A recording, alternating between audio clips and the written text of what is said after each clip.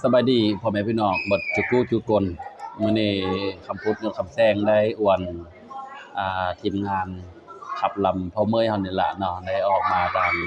เพื่อนของหอไข่แก้วบ้านก่อนต้นตะกี้หั่นเนาะปามอนดุกม่อนเพิ่นมาตั้งกล้องย่อกล้องหาหาเมฆเนาะก็ได้อวนเพิ่นมาอยู่นี้พิเศษก็เฮาก็มีหมอลำเนาะวันนี้มีหมอลำจากแม่อ้อนกับผู้นึงกันคำพูดก็บ่ฮู้ว่าจื้อเนาะเลยเนาะหาก็เห็นบ้ากันอีกที่ว่ามาแต่เนาะหมอลำเมตตาเนาะนี่เนาะไม่ตาพ่นซี่อันนี้เนาะหมอแคนก็คือผู้เก่าเนาะผู้วงแต่กี้เพิ่นก็อยู่ท่าเรืออุ่นอาชีพเก่าเพิ่นก็เก่งก็คือซื้อแหวหมูป่าแต่มางอนนี้เพิ่นก็มาอยู่น้ำยางแล้วบ่มีหมูป่าเพิ่นก็ได้มาเป่าแคนหารายได้เสริม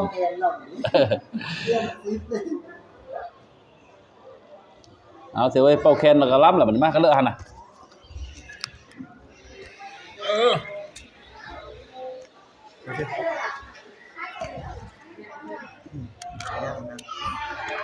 เนาะกี้แล้วเปลี่ยนเสื้อคอเสื้อลงเอ้าnhập nơi đâu này có vẻ nhắc un là uốn này mua làm ta uốn của nó chơi cái là cặp tiêu à đi nên đi bỏ cái đó là hơn có thể mua có chơi là hạt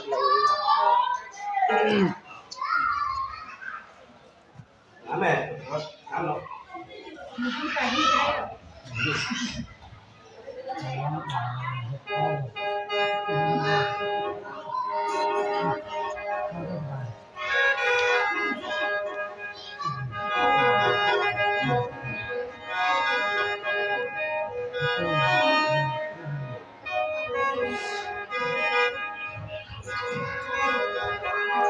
เอาพอไผ่เด้อพ่อแม่พี่น้องเอ้ย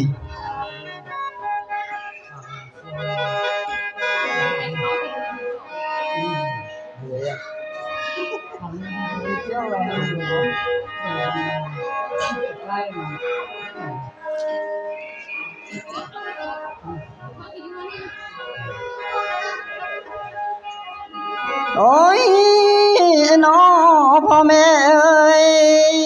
คอยก็สมมัน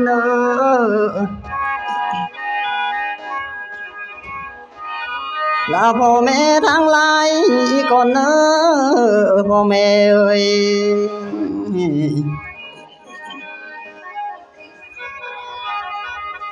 คอยคำสมมันโลตานายทางเท่าแก่ก่อน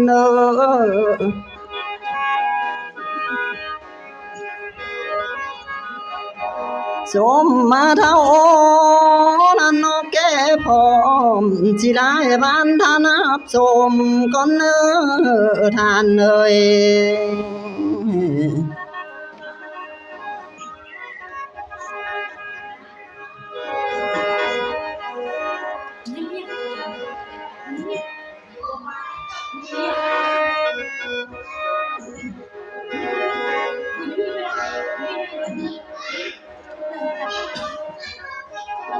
โอ้ยน้อพ่อแม่เอ้ยคอยก็สมหันสิเจ้าพาเป็นทางได้คนพ่อแม่เอ้ย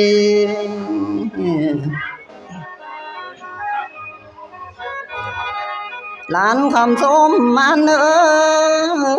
เจ้าสาธาหลายท่านก่อนไหล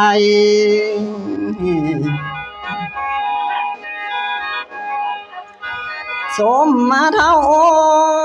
นั้นนกแก่บ้านสิได้ทานผัวพังนำได้ทานเลย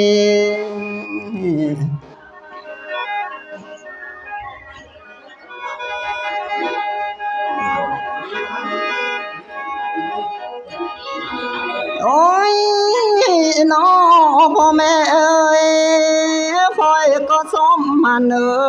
คันแม่นกองบุญนี่สิมาตั้งอยู่ต่อตาก่อน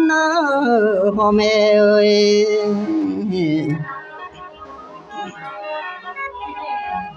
ล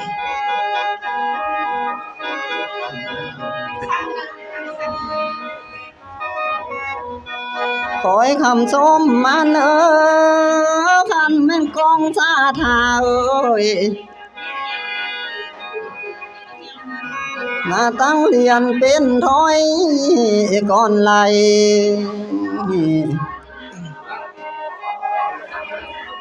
สมมัน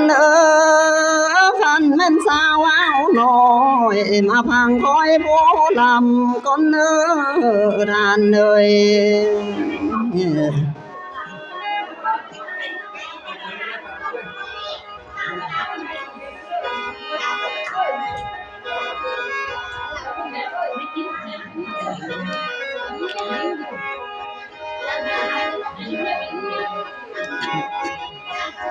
โอ้ยน้อทานเอ้ยคอยก็ส้มมาเนอเทวบุตรทางหาคนไหล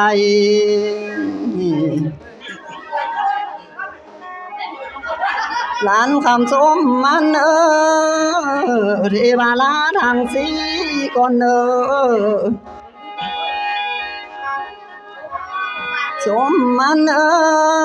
ทองละนี่นักน้ำไม่นำคำเป็นช่วยสู่นำได้ทานเลย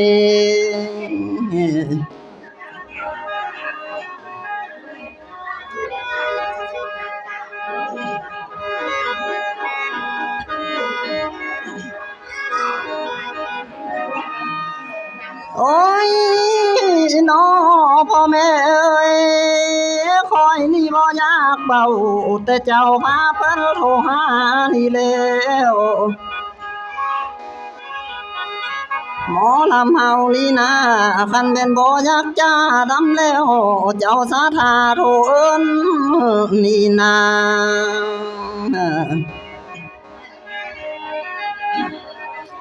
เที่ยงก็เที่ยงนั่นนอบ่ไหลมาลำให้สุทางพังก่อนทานเลย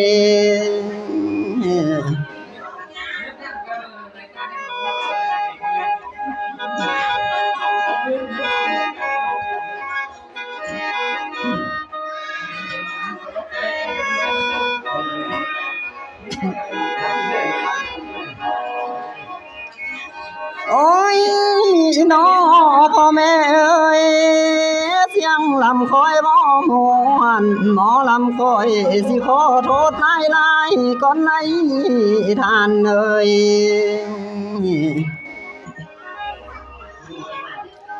เสียงหมอลำบ่ใจนี่นะหมอลำเฮาเอ้ยขออภัยนำเจ้าก่อนไหล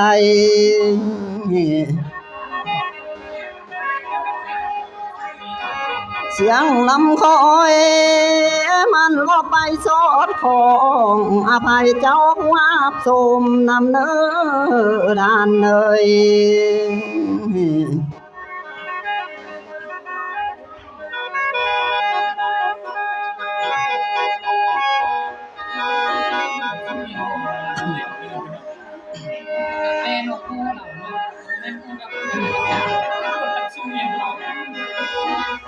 โอ้ยน้อ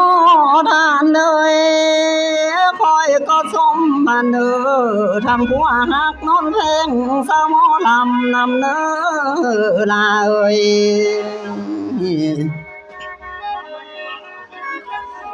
คอยก็สมมาเนอทำผัวเพลงนอนค้างเจ้าเนอสมมันคันแม่ลูกเล่เต่าผู้คอยเจ้าแม่นอยู่เฮือนนำเนอลาเอ้ย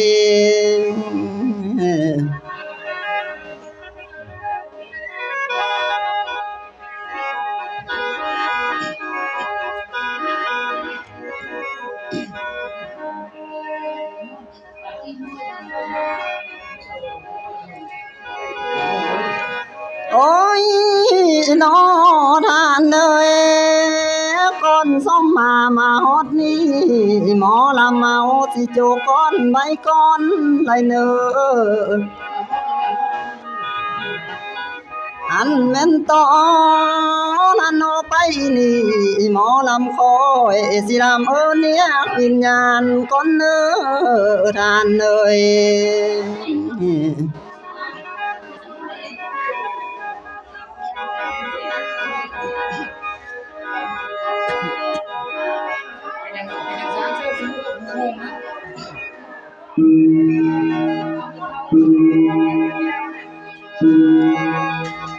โอ้ย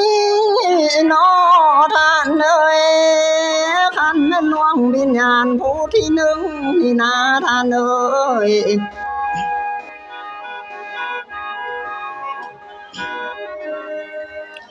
อันแม่นกองที่หนึ่งนี่นาเจ้าสาธาเพิ่นไล่อุทิศไปให้เน้อพ่อแม่เอ้ยหลวงวิญญาณที่พ่อยำเพิ่นตายจากนำแล้ว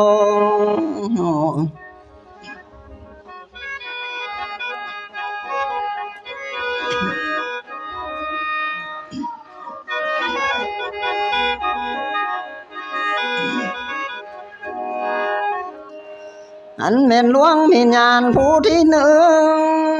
นี่นาคอยสิก้าวถึงหลวงวิญญาณเจ้าก็เน้อพ่อเอ้ย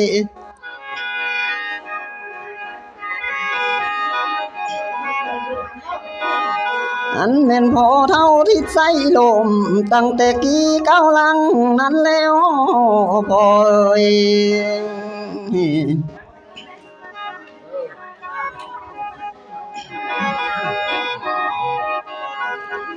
อันแม่นกองที่สองนี่นาคันแม่นเจ้าสาธาเพิ่นนาไล่อุทิศไปให้แม่นางใหม่ เอาที่ไทย แม่นางกิน เออ แม่นางเข็นบุญผู้เป็นซื้อนำไหล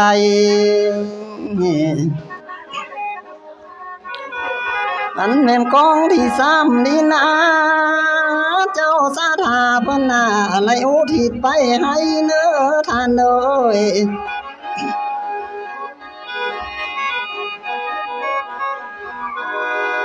อันพอเท่ามันผู้เป็นซื้อนำไหล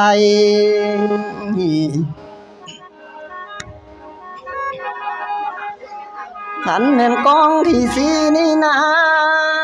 เจ้าสาธาเพิ่นนา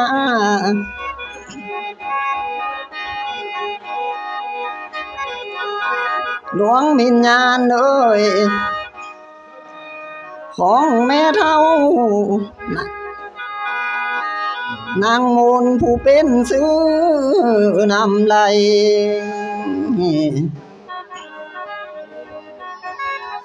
ให้เจ้าจำมันนอชื่อใบหมอลำคอยเลยก้าวตามเจ้าเนื้อดานเลย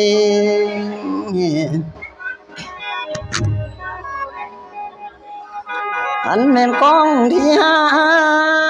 นี่นาท่านเอ้ยเจ้าสาธาเพิ่นนาไล่อุทิศไปให้ทางเจ้ากรรมนานายเบนนำพร้อมเด้อท่านเอ้ย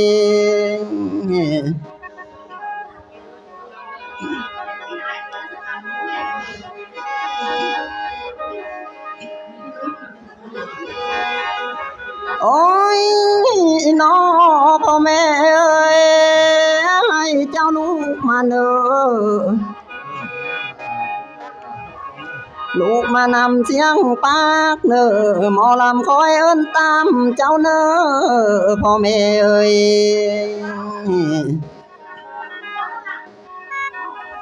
ให้เจ้าลูกมาเน้อลูกมาเน้อนำไว้เน้อนำขอสิหมอลำมาเอิ้นก้าวเจ้าไหล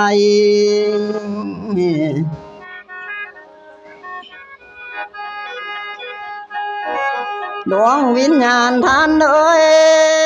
คันแม่นเจ้านอนหลับเอ้ยเจ้าอย่าว่าบ่ฮู้เน้อท่านเอ้ย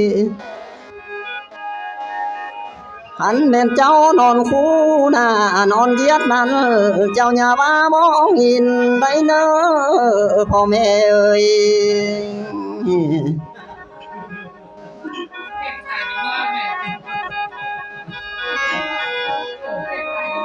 หลวงวิญญาณท่านเอ้ยคันเจ้าไปฆ่าทั่วให้เจ้านั้นสิป่าตอกแม่นบางมาก่อนไหลพ่อแม่เอ้ย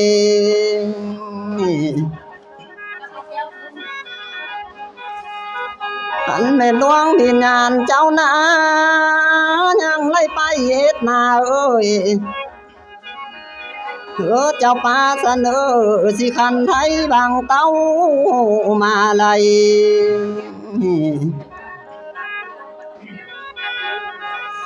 ไอ้เจ้ามาเฮือนลูกเต้าสิบอนเพิ่นไล่แต่งทานเจ้าไล่พ่อเอ้ยมีกองมีอะไรกันมีกองมีแกงหนึ่งเอาลานกองหลังโค้งเลยแม่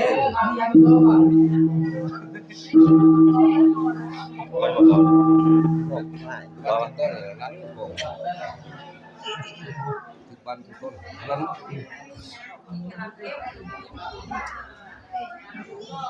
เอามาเถาเรา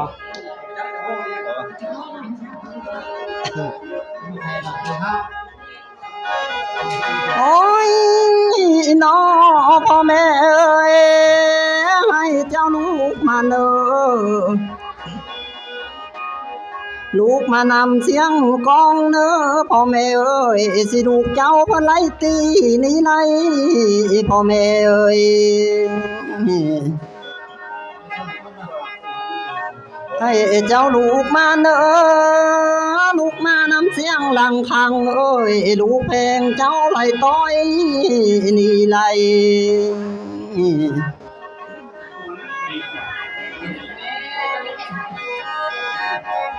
เสียงกองเองนั่นน้อยหาวสิต้นเจ้าก้าวมานำได้พ่อแม่เอ้ย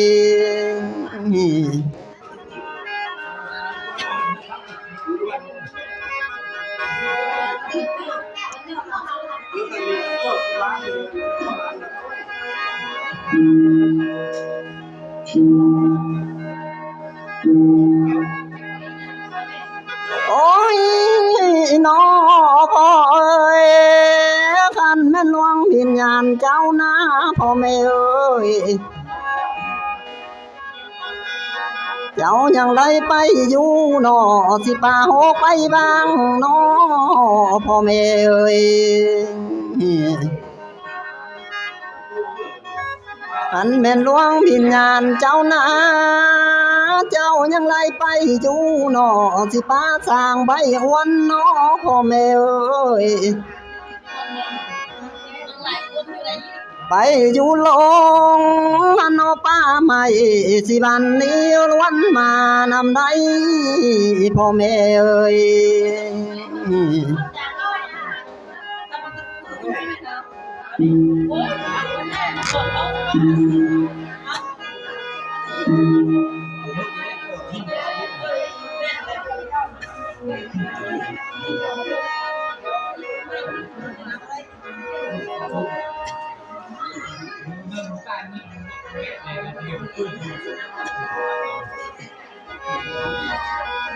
โอ้ย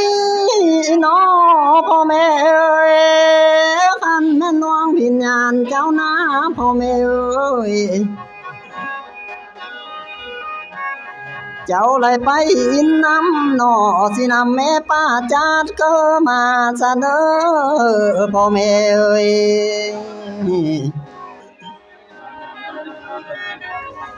เจ้าไล่ไปอินหาดบ่สินำแม่ป้าในเอ้ยก็มาเสนอพ่อแม่เอ้ย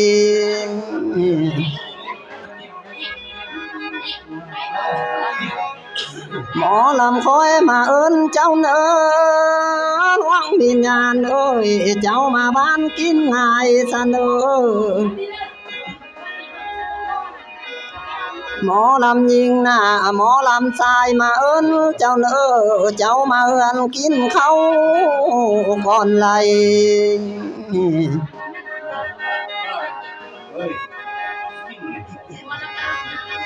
ให้เจ้าเต้านั่นน้อทางพี่สิมาเผาแม่นกองทานเจ้าไหลพ่อเอ้ย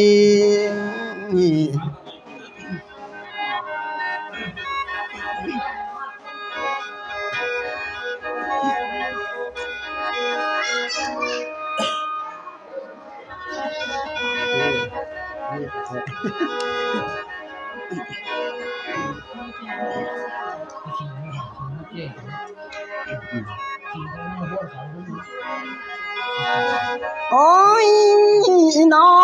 พ่อแม่เอ้ยเจ้ามาฮอดป่าหกเอ้ยเจ้าอย่าไล่นั่งเอาเนื้อดวงวิญญาณเอ้ยเจ้ามาฮอดป่าเราเอ้ยเจ้าอย่าไล่นั่งให้ไล่เนื้ออันแม่นเจ้านั้นนะเจ้ามาฮอดป่ามาเจ้าอย่าไล่แม่นเศร้าแหงเจ้าไล่พ่อเอ้ย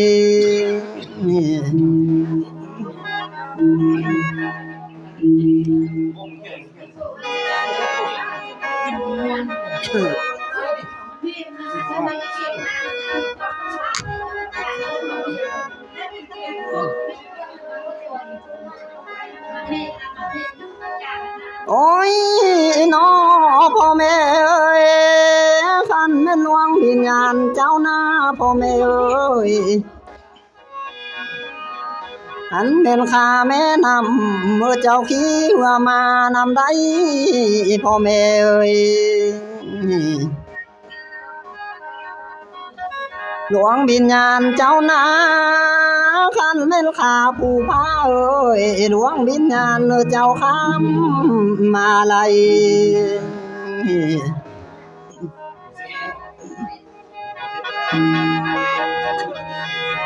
ไอ้เจ้ามาไล่เนอ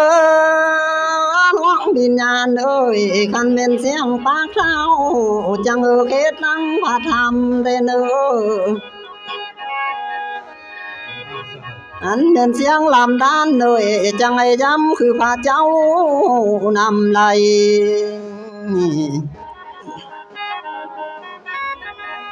หลานนี่นาคันมาห้องเรียกเอิ้นวิญญาณเจ้าล้วนมานำได้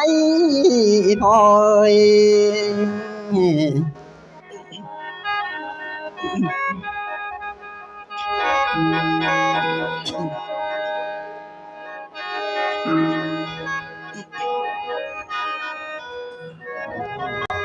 โอ้ยน้อพ่อเอ้ยเสียงหมอลำคอยเอิ้นน่ะเจ้าก็ต้าวติ้นมาแล้วบ่พ่อแม่เอ้ย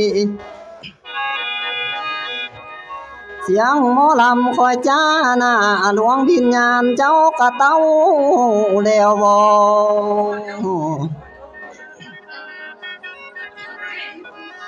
หมอลำคอยนี่มาเบาบอนบอนสิต้นเจ้าก็ล้วนมาแล้วบ่พ่อแม่เอ้ย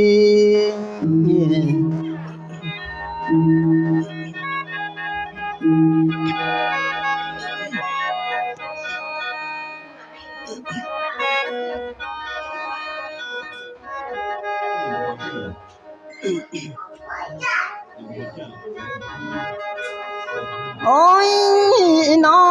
พ่อเอ้ยคันเจ้ามาฮอดแล้วหลวงวิญญาณท่านเอ้ยเจ้าอย่าไปได้เนอสิขวาบ้านซอกกินง่ายได้เนอพ่อแม่เอ้ยอันเจ้ามาฮอดแล้วเจ้าอย่าไปได้เนอขวาเมืองซอกกินเขาเนอพ่อแม่เอ้ยอันแม่นเขาโนแลน้ำสิลูกเจ้าก็แต่งมาแล้วได้พ่อแม่เอ้ย หลวงวิญญาณท่านเอ้ยคันเจ้ามาฮอดแล้วเจ้าอย่าสนต่อหลังเรา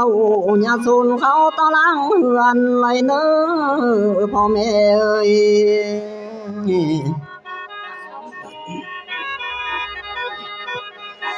ให้เจ้าหยาบมาเด้อ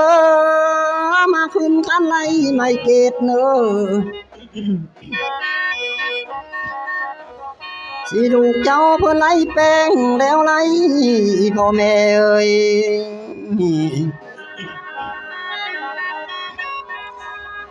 ให้เจ้ามาไหลเด้อมาขึ้นคันไหลคำแพงเอ้ยสิลูกแพงเท่าไหลสร้างแล้วไหล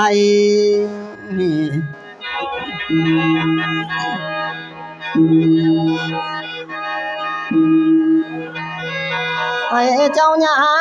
งนันโนบาดกว้างที่เข้าสู่เม่นเฮือนกองเจ้าไหลพ่อแม่เอ้ย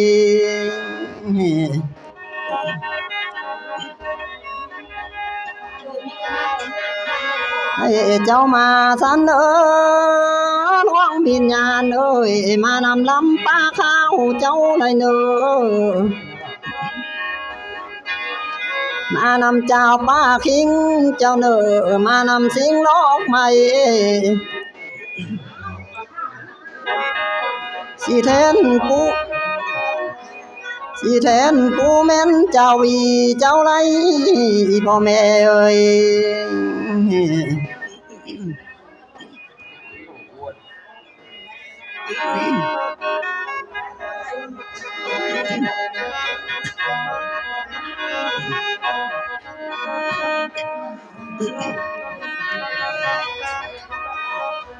โอ้ย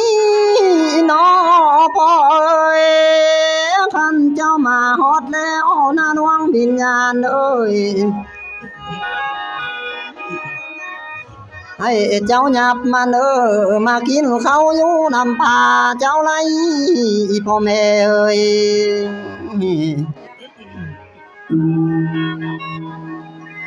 ให้เจ้าหยับมาเด้อหลวงวิญญาณเอ้ยมากินปลาน้ำถ้วยเจ้าเด้อ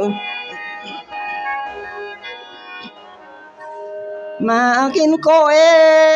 นั่นนอเลยอ้อยสิลูกเจ้าพันแต่งมาแล้วไรพ่อแม่เอ้ย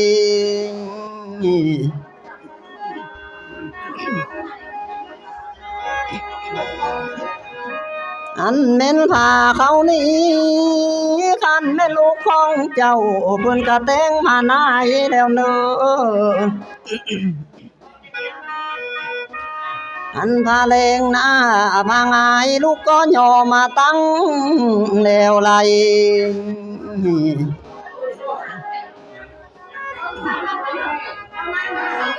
ให้เจ้ามากินเขาก่อนหลวงวิญญาณเอ้ยมือเบื้องซ้ายเจ้าโจกแอบเข้าหน้าก่อนพ่อเอ้ย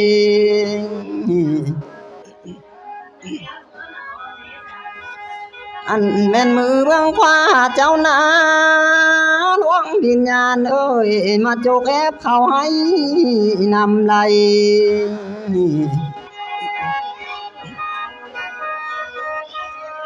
กินเติงแอบนั่นนอเขาให้สิหอมกินลอกงาก็มีเน้อกินเติงแอบเขานานสิหอมกินลอกโอมนำไหล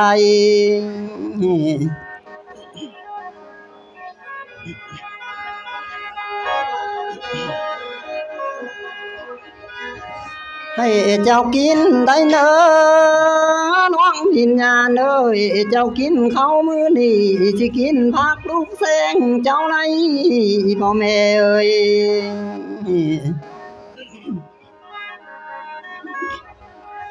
เจ้ากินแรงมื้อนี้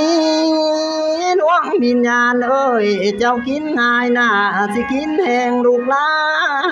เจ้าไหล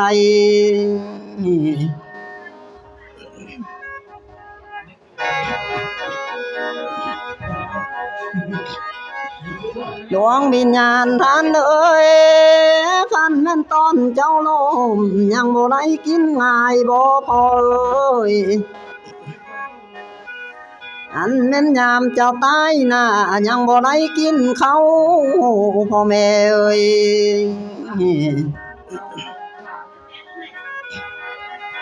อันแม่นยามเจ้าเข้าป่าใหม่สิทองบางคาดอาหารแท้บ่พ่อแม่เอ้ย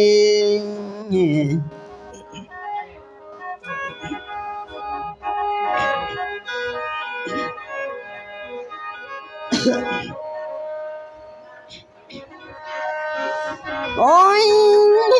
น้อพ่อแม่เอ้ยตกมาถึงมือนี้มันก็เป็นมืองามแล้วเนอะตกมาถึงยามนี้มันก็เป็นยามของแล้วไหล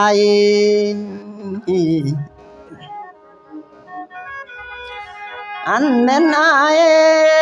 นั่นน้อเลยน้องประคองเสือเผาตระกุลเจ้าเนอ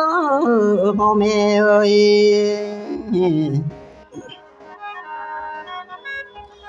ไหลมาโฮมกันเข้าเนอ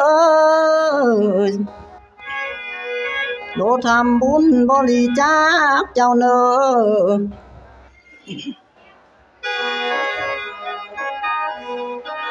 อันแม่นกอ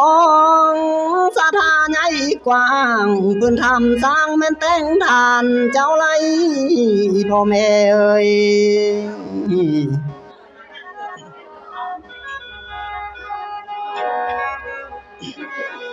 อันแม่นลูกของเจ้าเพิ่นบ่ลืมบุญคุณเจ้าเลยเนอยามเจ้าเลี้ยงลูกน้อยยังบ่ได้กินแห้งนั่นเด้พ่อเอ้ย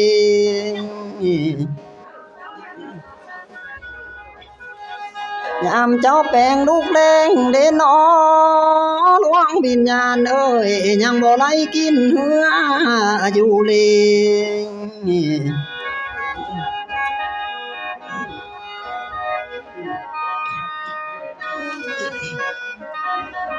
เจ้านั้นบ่อยากล้มดวงวิญญาณเอ้ยพญาเจ้าฮักมีหลายแท้น้อเจ้านั้นบ่อยากตายเด้พญาเปลี่ยนมาไกลพ่อแม่เอ้ย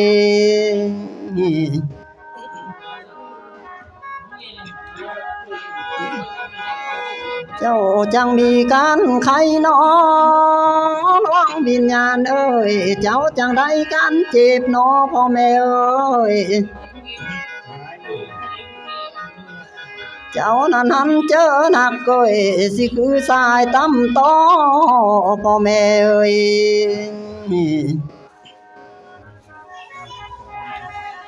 หลวงวิญญาณเจ้าเอ้ยเจ้าไรอันเจอหย่อสิคือซอแม่นตำสายนี่แล้วพ่อแม่เอ้ย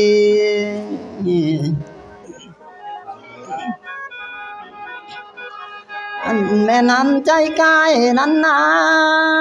รถไปมาบ่มีไรน้อพ่อแม่เอ้ยอันแม่นใสอยู่ทองเจ้าไรขาดแม่นิ้วลมเดี๋ยวน้อพ่อแม่เอ้ย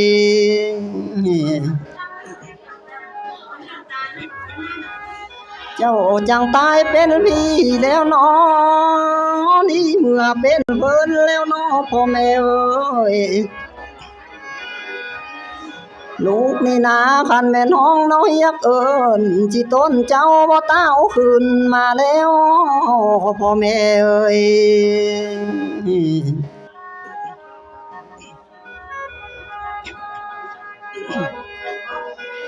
หันแม่นตกมามือนี้เพิ่นไล่มีใจศรัทธากว้างเด้อพ่อแม่เอ้ยสิทำบุญบริจาคแล้วไหล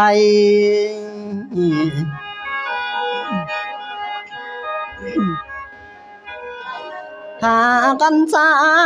งนั่นโนแต่งใบกองบุญนี้สิส่งทานเจ้าใดพ่อแม่เอ้ย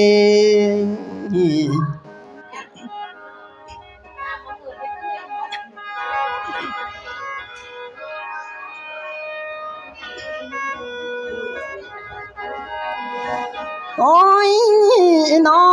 พ่อแม่เอ้ยคันแม่นเจ้ากินข้าวน่ะเจ้ากินอิ่มต้องเนื้อแล้วบ่อันแม่นเจ้ากินแรงเอ้ยกินง่ายนะเจ้ากินเสือทองกวางแล้วบ่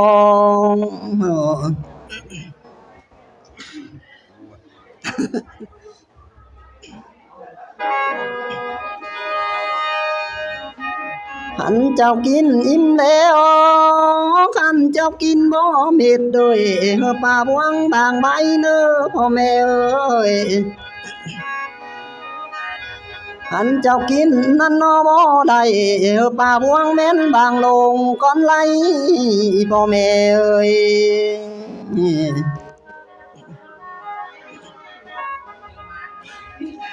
หลวงวิญญาณท่านเอ้ยคันเจ้ากินอิ่มแล้วสิต้นเจ้าอย่าเผาเมื่อเน้อพ่อแม่เอ้ยอันเป็นเจ้ากินแรงแล้วนะกินง่ายเอ้ยดวงวิญญาณอย่าเผาเต้าได้เนอ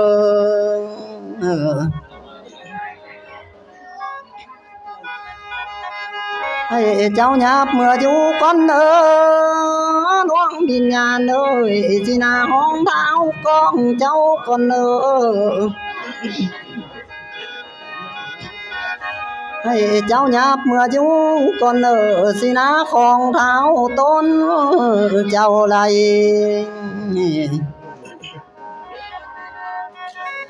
อันแม่น2-3 โมงเมื่อนาหมอลำคอยจังลำทรงแม่นกองทานเจ้าไหลพ่อแม่เอ้ย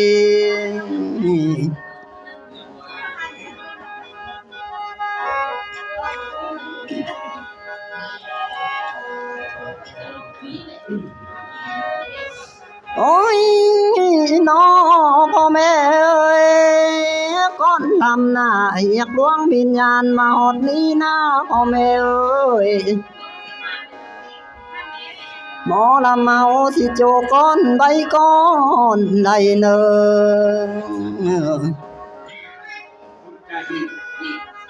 อันแม่นตอนนั้นเอาไปนี่สิลำดินแม่นยกนางก่อนเนอพ่อแม่เอ้ย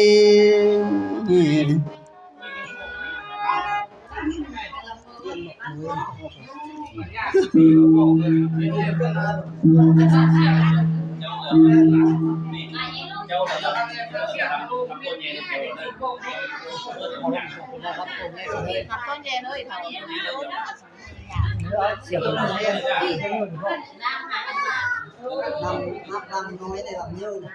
ผมเนาะแล้วกับเพียงน้ำตัวแค่น้อยไม่มีนะยากที่เขา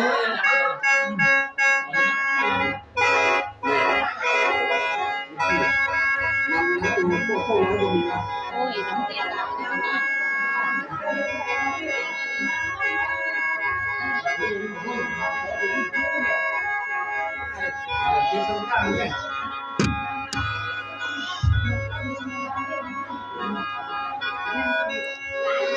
โอ้ย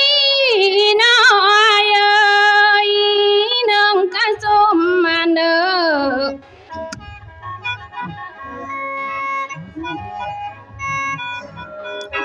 ส้มมาทางกำชายและมีเจ้าศรัทธาก่อนเด้อท่านเด้อ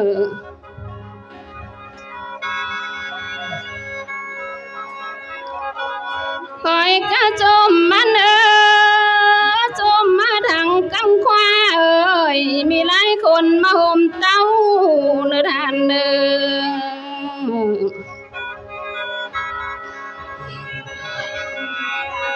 จมมาเท่าแก่ผมทั้งน้อยนุ่มยิงใสคอยก็จมมาเด้อท่านเด้อ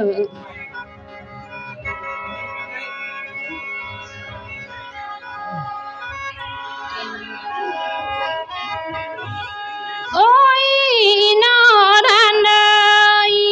เสียงเขาคอยบ่ม่วนคอยอำลำไก่ตาก่อนเด้อท่านเด้อ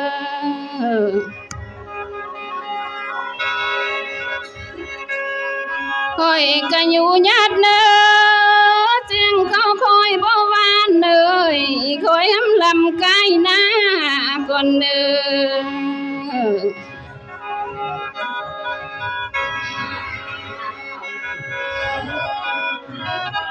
โอ้ยนอท่านเนยคอยกะบ่อยากลำปานใดแล้ว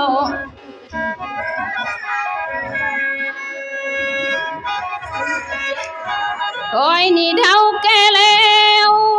แก้วก็แววสิต้นคอยบ่อยากลำนะเด้อายเอ้ย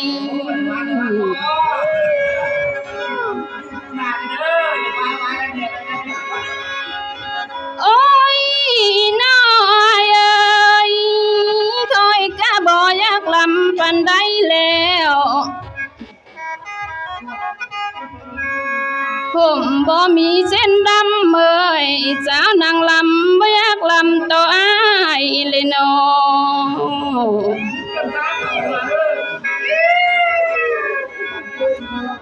องคืออ้ายสาวบ้าน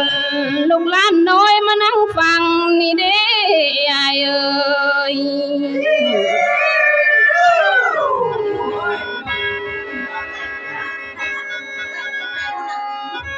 โอ้ย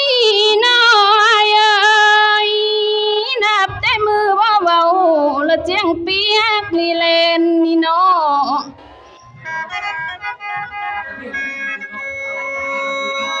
มือบ่จ้าเอ้ยละเจียงแคนเล่นต้นหน่อยน้อ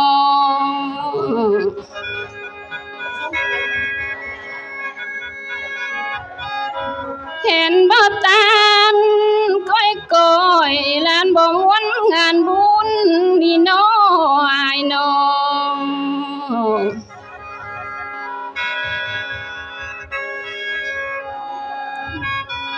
โอ้ยน้อยเอ้ยน้องกะส้มมาเนอทั้งผัวหักน้องนอนเฟ้งก่อนเนอ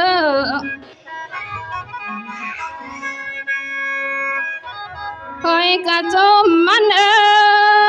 ดังพัวเพลงนอนข้างก่อน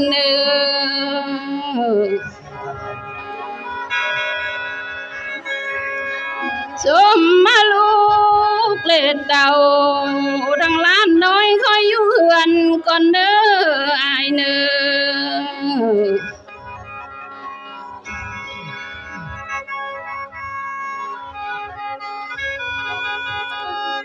โอ้ยน้อยเอ้ย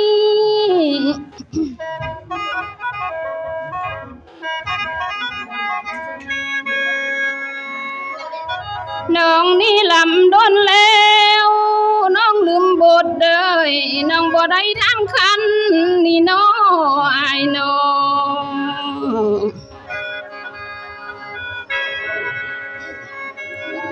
น้องนี่ลำดนแล้ว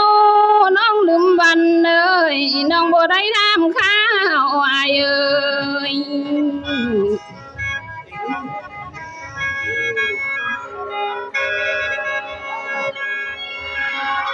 น้องนี่มาเฝ้าบ่ทันได้เข้าทำใจน้ออายน้อ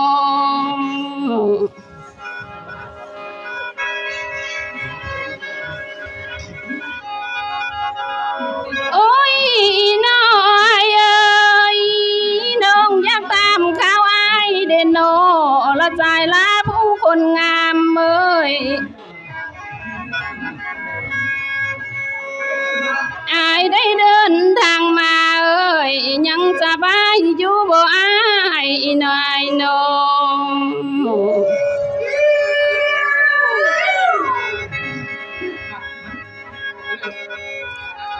โอ้ยน้อยเอ้ยอายลงเฮือนมานี้อายเอ้ย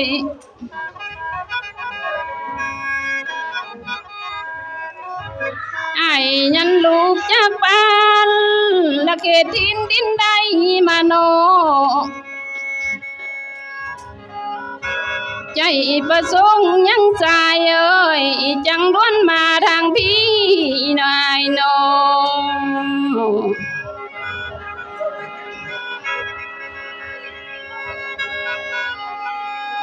โอ้ยน้อยเอ้ยน้องอยากทำข้าวไอ้น้องมีเมียแล้วเหลือบ่เอ้ย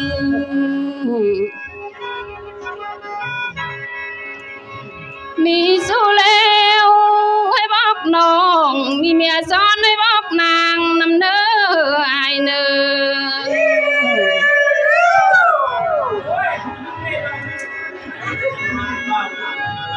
โอ้ยน้อ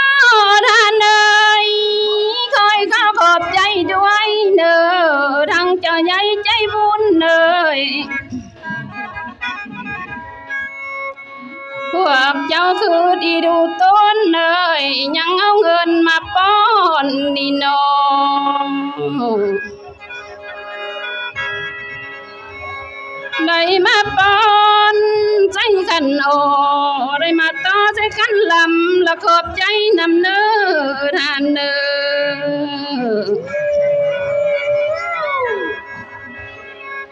คอยบ่มียังให้แล้วมีแต่กำลังใจคำปากนี่แล้วมีแต่คำปากเบาละลำให้สงพรนี่แล้วท่านเอ่ย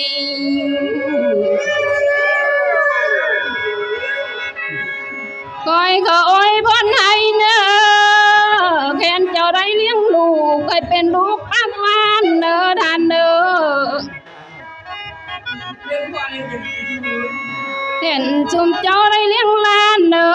ให้เป็นล้านปักเกี้ยงได้เน้อ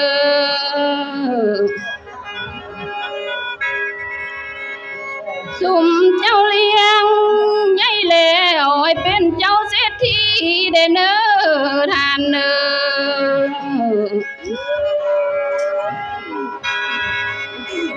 โอ้ยน้อท่านเอ้ยคอยลำมาหดนี้สิจกก้อนไว้สักก้อนน้อ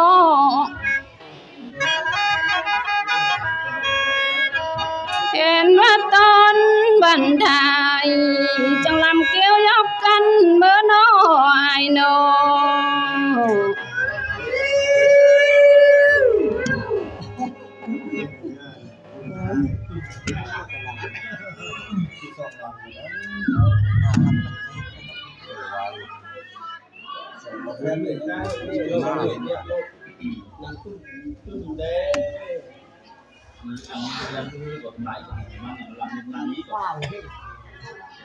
เอา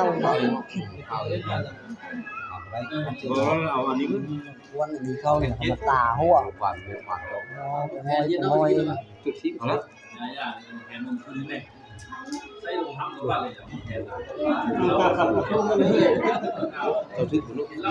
เสียงเอาเยอะเนี่ยเสียงเก้าหนึ่ง บ่ตัวว่าคืออะไร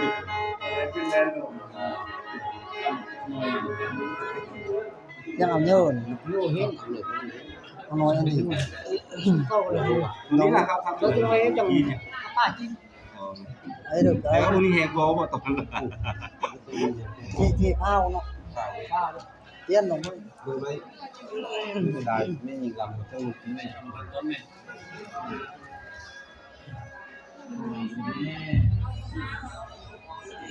ไปแถวเลยแม่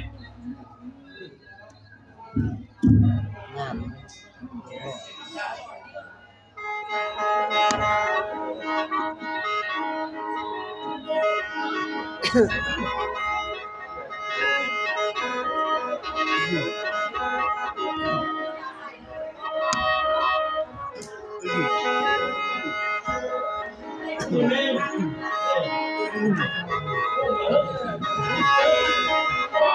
โอ้ยน้องเอ้ยขอขอบใจด้วยนำเด้อสาวนางลำมาทำข้าวนี่นา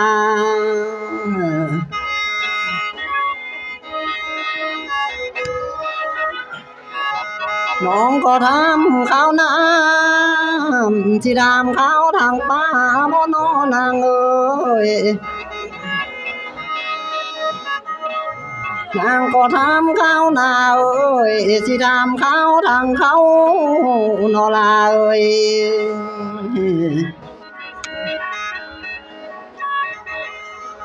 ทำข้าวลูกนั่นนอเล็ดเต่าครอบควายสบายดีอยู่ไรน้องเอ้ย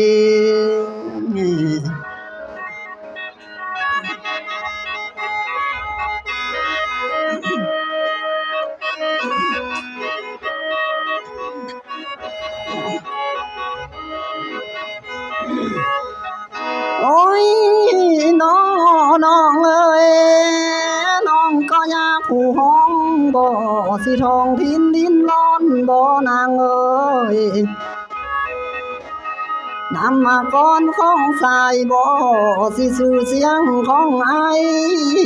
บ้านนา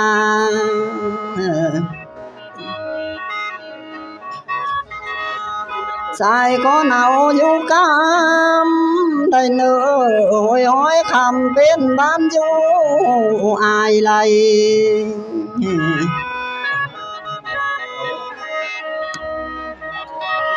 อันบ้าเมีย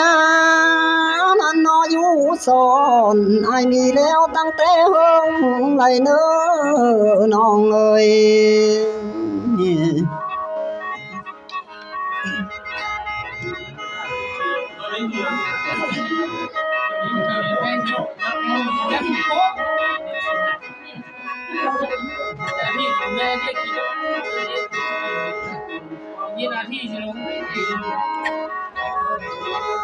โอ้ย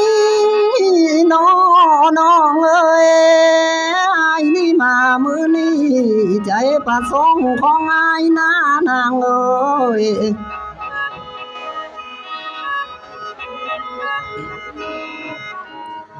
สายักมาลำดินดีแล้วแห่กองทานเพื่อไล่บริจาคนี่แล้ว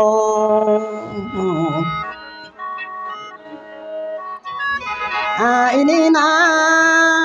ใจประสงค์ขันตอบุญมากโลนสิต้นไอ้จังดวนมาไหลเน้อน้องเอ้ย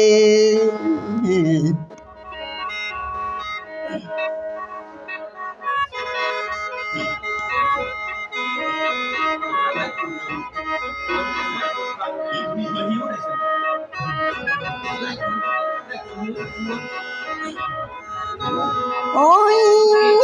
น้องเอ้ยขันแม่นทุกสิ่งพร้อมสิต้นไอ้สบายหมดเน้อนางเอ้ยแต่ยังอุกในใจเอ้ยห่วงอะไรนำน้องนี่แล้ว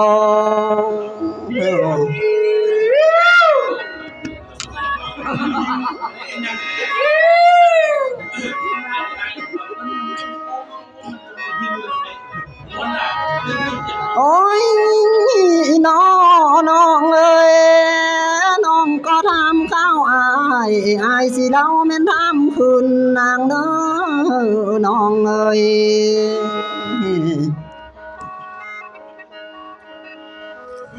แม่นน้องเนาอยู่กามได้น้อนางเอ้ยสิทองทินดินร้อนอย่างเดเป็นยังหนอสาวคำนางเอ้ยเจ้าจริงจนมาถึงเอ้ยมอมพี่สายอยู่ทางพี่นอลาเอ้ย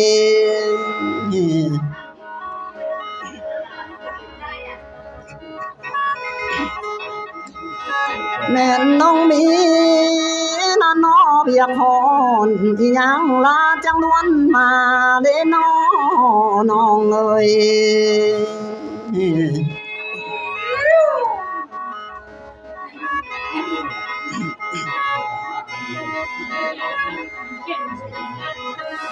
โอ้ย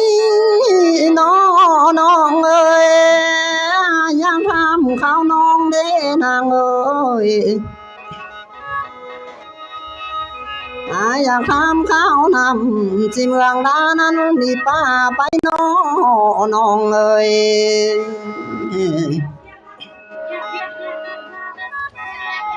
อยากทำข้าวนาเจ้าเล่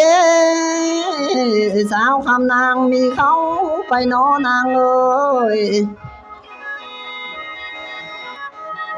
ทำข้าวลูกนั่นเลยเต่าครอบครัวลาสบายดีอยู่บ่น้องเอ้ย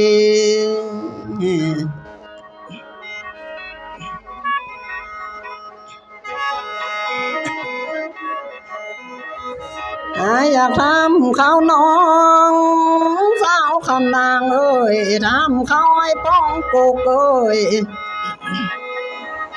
วันน้องนั้นสิมีผู้มาใหม่ไปน้องเอ้ยทำข้าวให้ป้องไปเจ้าเล่มีสายเมื่อมันไปนางเอ้ยมีผู้ก็น้องหักมันมีผู้พันนักแก้วเสียวแล้วลูกก้อนใจบ่น้องเอ้ย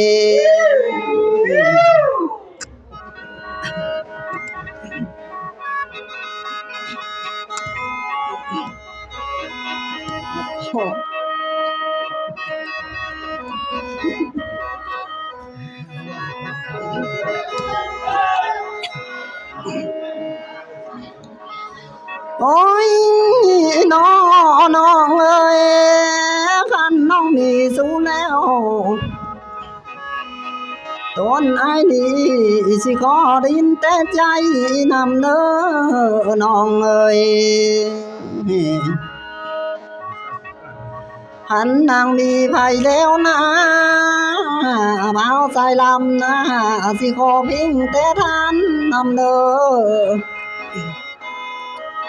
น้องนั่นนะเจ้ามีสู้อยู่บ้านสิขอตามแต่ก้อนลำนำได้น้องเอ้ย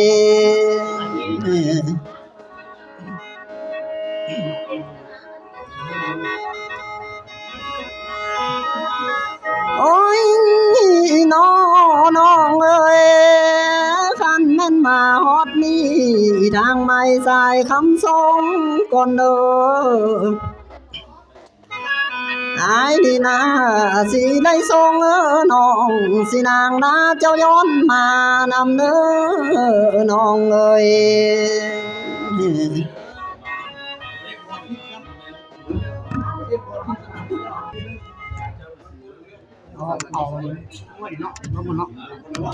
แต่ได้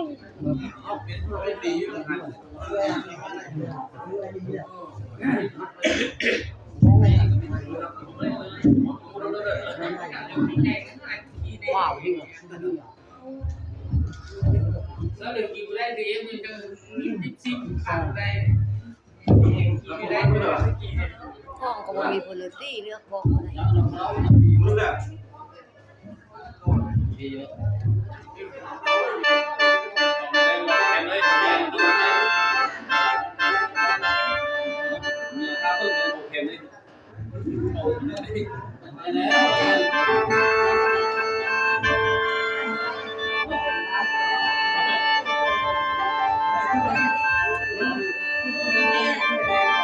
โอ้ยน้อยเอ้ยน้องนี่ขอบเจอด้วยเด้อไอ้บ้าหมอลำมาดามข้าวนงนา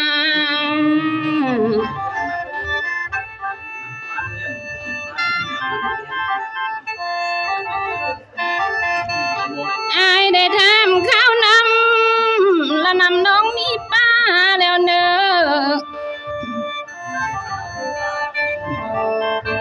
สายได้ทำข้าวนาเอ้ยนานางมีเขาแล้วใด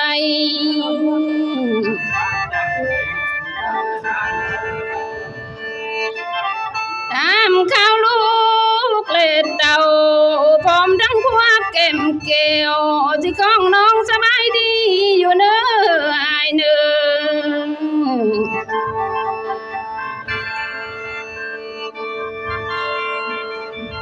เอ้ยน้อย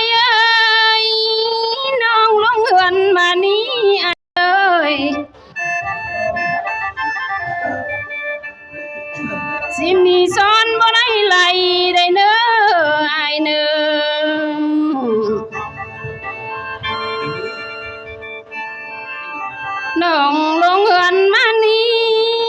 มีใจบ่ได้กู้ได้เนอ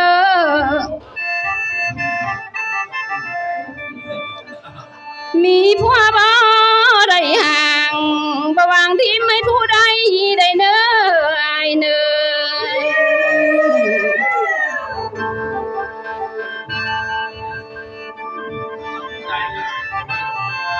โอ้ยน้อยเอ้ยแค่นแม่นผัวหักน้องที่ต้นน้องบ่ได้วางเนออายเอ้ยเห็นนะผัวกังนางเอ้ยนางหาบ่ทันได้น้อยน้อง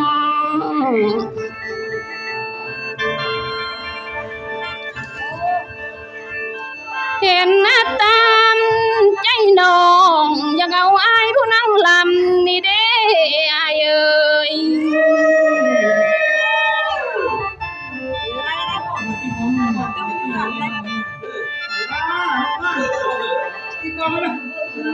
โอ้ยน้อยเอ้ยแค่หน้าผัวกกน้องน้องเอาไว้เฮ็ดบุญน้องได้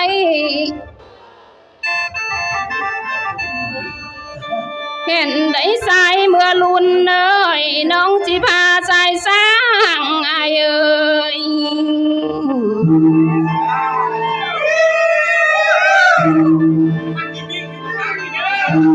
โอ้ยน้อยเอ้ยน้องจิพาอายสร้างเลยได้พื้นหน้าได้ใจเอ้ยน้องจิพาใจสร้างเห็นหน้าพื้นกว้างอายเอ้ย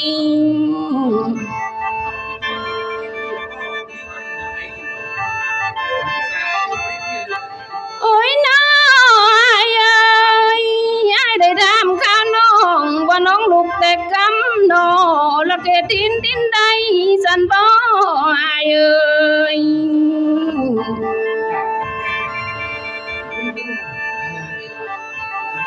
ใจได้ถามข้าวนาง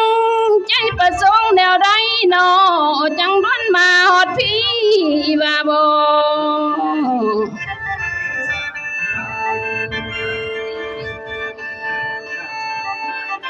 โอ้ยน้อยเอ้ยตั้งแต่ข้าวก่อนกี้อายเอ้ยน้องก็เนาอยู่ก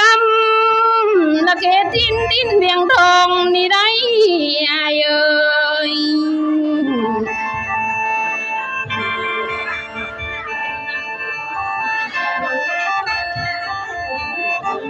แต่ปี97โดยนางจังนี้ไปสร้างคนจีคำเป็นบนอยู่ได้เนอ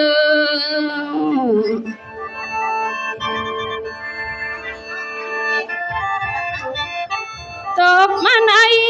มือนี้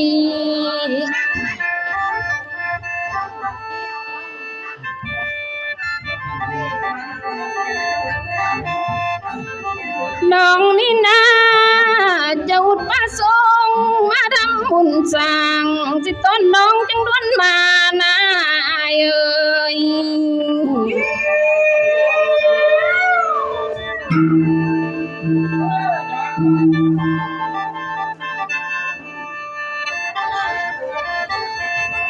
โอ้ยน้อยเอ้ย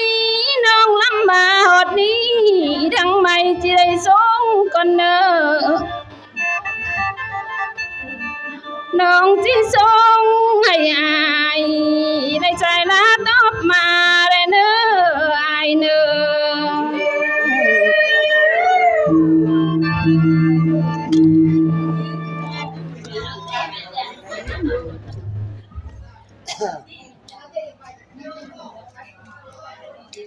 rồi đi chồng muộn ăn bị xiềng người Làm nào. Làm. Nó sẽ phê à, tiền mà. Phê riêng.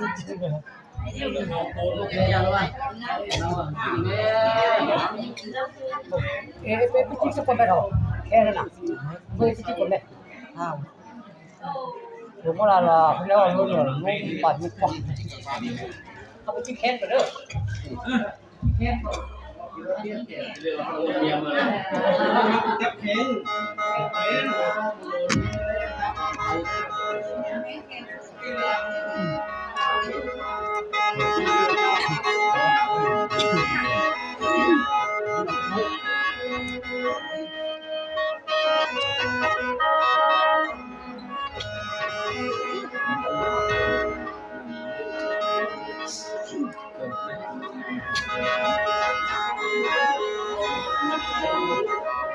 โอ้ยน้องเอ้ยคอยก็พังนางเบาหน้านางเอ้ย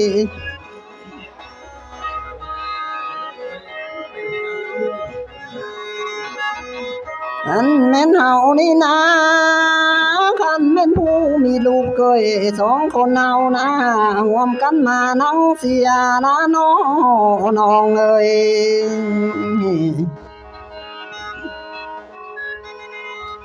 บ่าวพี่สายนี่นะคันแม่นมีเมียแล้วสายนี้มาลำดินดาไล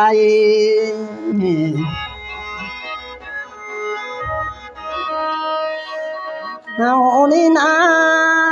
มาลำดินขึ้นนี่ปล่อยมวนแม่นงานบุญเพิ่นน้องเอ้ย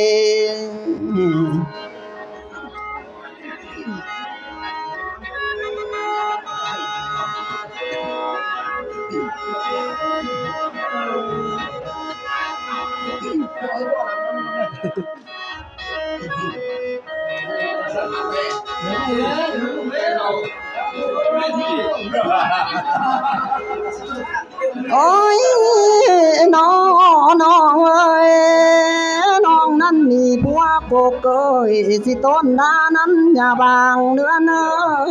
น้องเอ้ย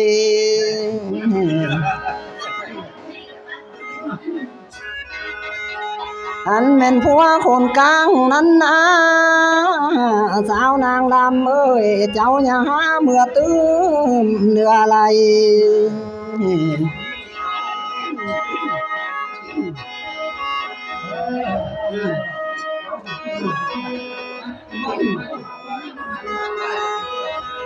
น้อยเด้อนะบาดยามพิษน้อยามหายมันสิยุ่งมักมวยใจเจ้าไรน้องเอ้ย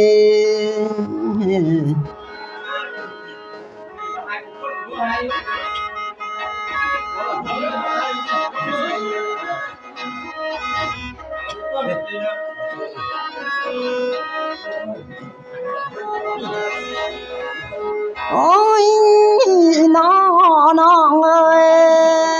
ยมาทำมือนี้นางเอ้ยอันเป็นอยากใจไอ้ได้นอคันเป็นสร้างบ่โลมอยากมาปั๊มทอดหานี่น้องเอ้ย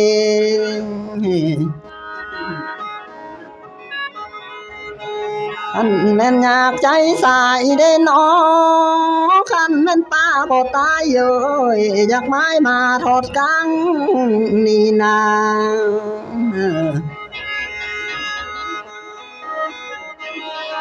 อันแม่นสู้ของลาบ่ห่างอยากไม้เขาแม่นั่งดมนี่น้อ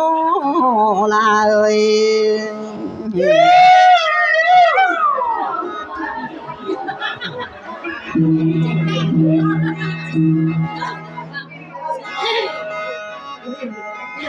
แล้วมาแล้ว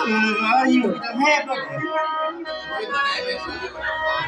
โอ้ยน้อท่านเอ้ยคอยนี่ขอบใจเจ้าเนอสิอายใหญ่แม่นลุงมอนเฮาเอ้ยเจ้ายังมีเงินคำเอ้ยสิยืนมาเสื้อบาดเนอทานเอ้ย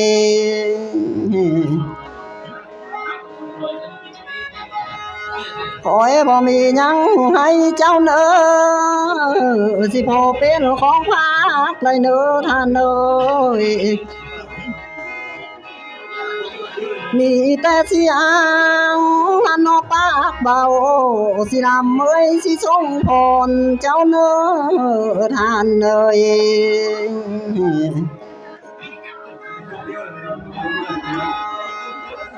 ขอให้สิโอ้ยพรให้เจ้าเนื้อคันเจ้าทานเงินสิเปยเงินสิพอไหลมาเจ้าเนื้อ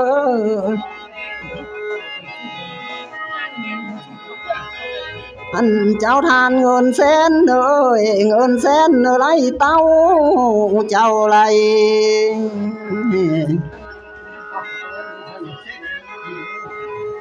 อันบ้าเข้านั่นนอเลน้ำสิไหลเข้าอังเหือนเจ้าเนื้อทานเอ้ย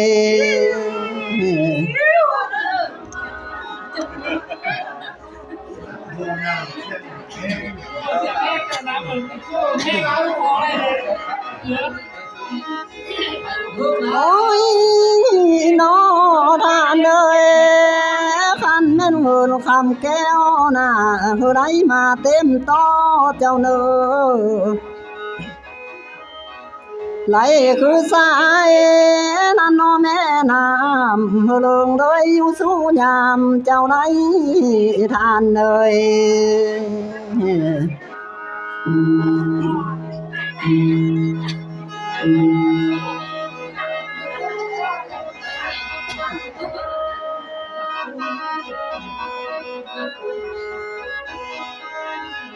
้ยน้อทานเอ้ยก่อนน้อยพรมาฮอดนี่หมอลำเฮานะสิโจก้อนใบก้อนเนื้อทานเอ้ยอันแม่นต่อละนอไปนี่สิลำดินยกสุ่มนางก้อนใดทานเอ้ย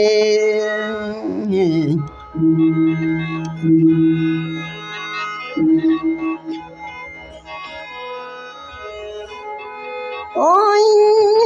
น้องเอ้ยเจ้าเป็นสู่เพิ่นเลวสิเสียงปากคือบ้านหัวแท้น้อนางเป็นเมียเพิ่นเดียวสิเสียงหัวคือบ่ามวนแท้นา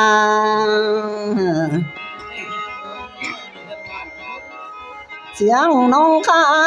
นมันนอตอบอายสิบันนี้ลมวนหูสายลำแท้เลยน้องเอ้ย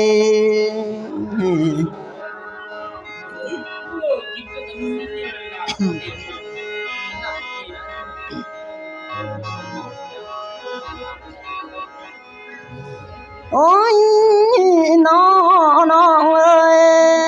คอยก็เสียหลายน้ำเจ้าเดยังบ่ทันมีป้าเดน้องปล่อยมาเสียหลายหน้าเจ้าเดยังบ่ทันมีเขานอลาเอ้ย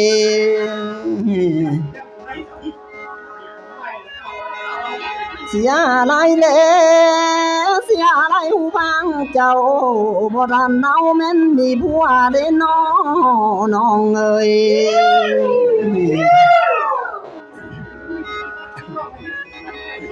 เสียงหัวก็เข้าอยู่ที่ด้วย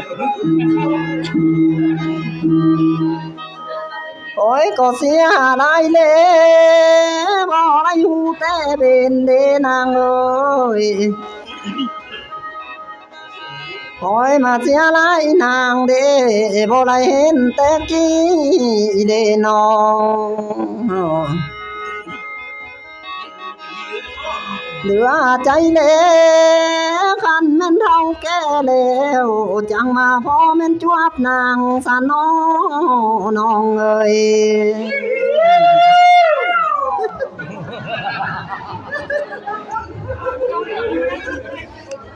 ร้อยค่ะสองคนนึกติวเนาะเสียงเลิกกันวน ได้เลย เอาแม่จะโจ้แม่โบราณนี่ได้เราโจ้นี่มาโจ้แม่ดีกว่าเอานาวอยากเอารู้ไหม จำเป้าเรา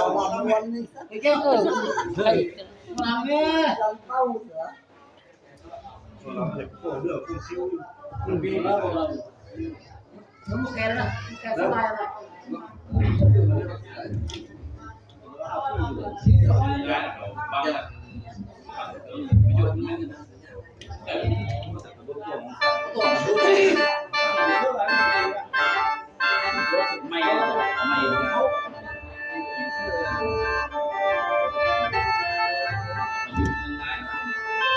โอ้ยน้อยเอ้ยอ้ายน้องก็ขอบใจอ้ายเด้อสายคนงามมีดูน้องหน่อยน้อง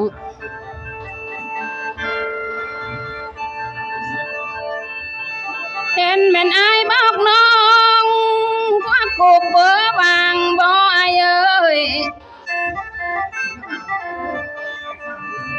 ชายบอกนางเอ้ยพวกกลางไว้เอาเมื่อตื้มบนนอง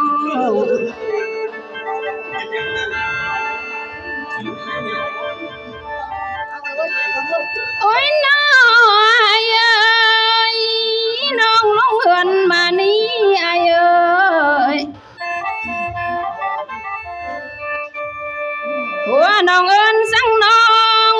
น้องมาลำเดือนนี้ให้น้องสอกก็ได้หัวเขาลายเมื่อเด้อเพิ่นว่านา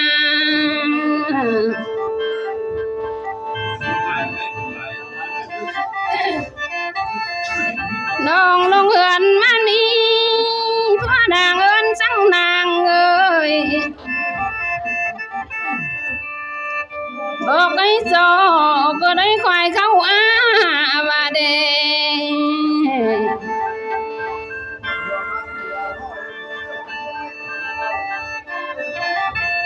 ว่าน้องเอิ้นสั่งน้องจ่อยจ่อยเพื่อนว่าบ่ได้อายและพี่บ้าบ่เมื่อพ่อนางว่าเด้อายเอ้ย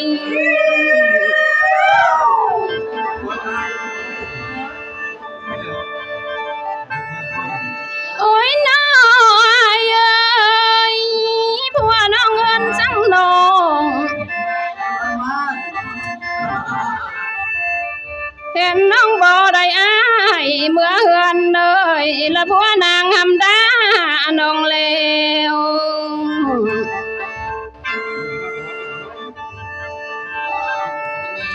ผัวน้องเอิ้นสั่งน้องบ่ได้อายเมื่อพร้อมเมื่อบ้านผัวน้องตีน้องแล้วอายเอ้ย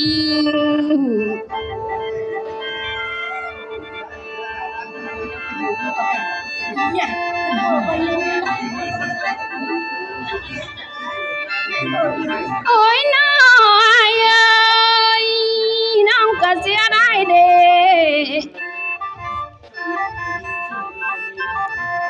เห็นเป็นเสือกินได้ละมาในจังสำซากหน่อยน้อง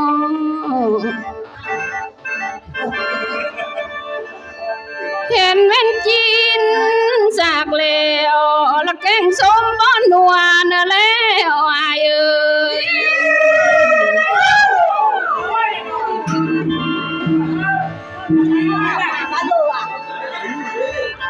กลายเป็นผัวเปิ้นแล้ว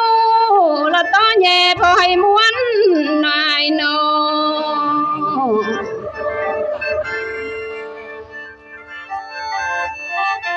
โอ้ยน้อยเอ้ยเห็นน้องลำนี่บ่แม่นลำให้ลูกให้เสียได้เนอ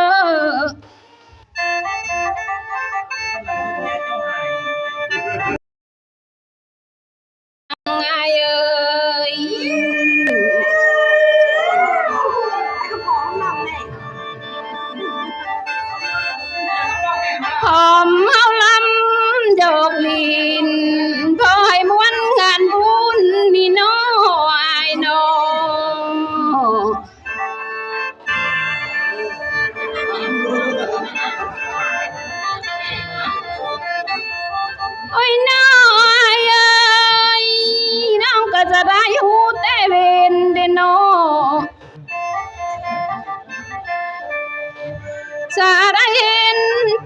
กี่อยู่ให้มีเมียแล้วสิแสนจ้างน้องบ่ลำเนื้อใดอายเอ้ย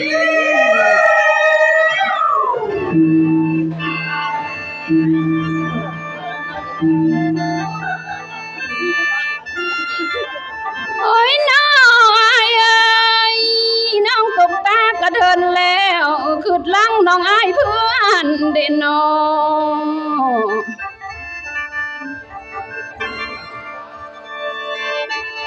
น้องคืออายสาวบ้านน้องตั้งใจมาลำยอกลีนเป็นผัวเพื่อนแต่เอิงแล้วน้ออายน้อง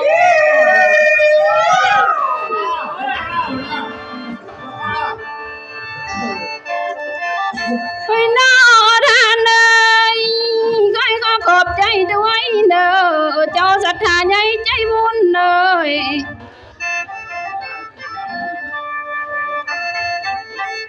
เจ้ายังมีใจกว้างเนาะยังเอาเงินมาป้อนนี่เนาะ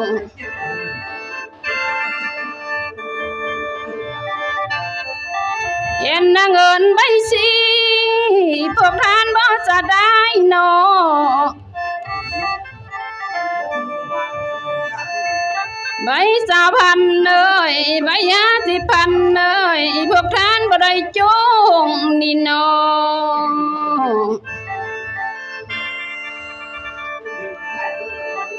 พวกท่านนี้ได้จกเอาอยู่ดงส่งแล้วมาป้อนขันลำขอขอบใจนำเน้อท่านเน้อ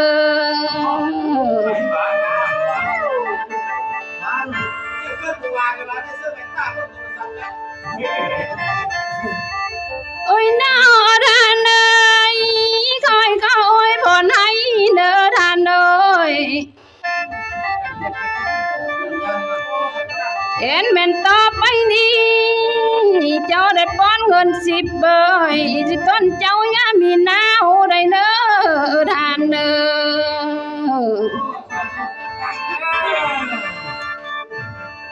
โอ้ยขอขอบใจเน้อ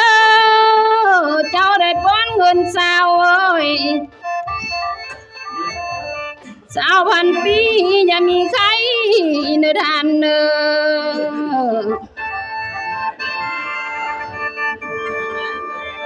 อย่ามีความ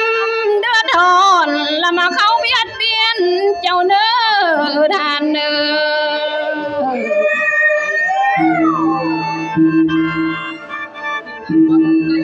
เอ็นเจ้าได้ไปกา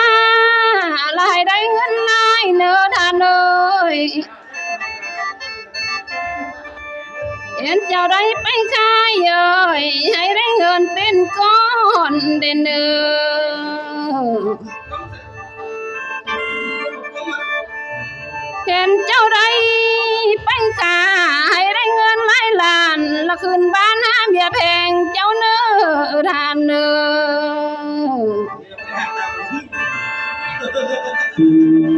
โอ้ยน้อท่านเอ้ยคอยลำมาหดนี้ทั้งไม่สิได้สงก่อนเน้อน้องสิส่งให้อายให้สายลาตอบมาได้เน้ออายเน้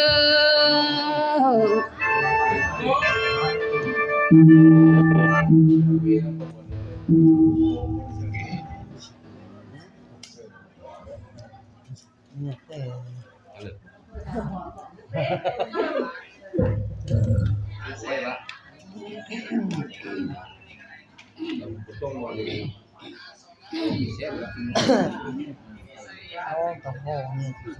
ให้ เรียนได้วิธีเวลาเอาลูกโหดไม่เจ๋อเอาแล้วอยากเรียนความจริงอ่ะลูกโหดไม่เจ๋อซื้อเลยที่หน้าเห็นโอ้โหเสื้อแล้วเว้ยดูเสื้อแขนสั้น3ขึ้นบอลเยอะเสื้อแขนสั้นเลยเอาถึงเสื้อร้อยเลยนะเอาต่อแชร์ด้วยเสื้อถึงไงเจ๊เสื้อเลยเป็น3ขึ้น8 เส้นผมเลือกตัดนี้อ่ะถือไปป่ะเราสิเราสิ โ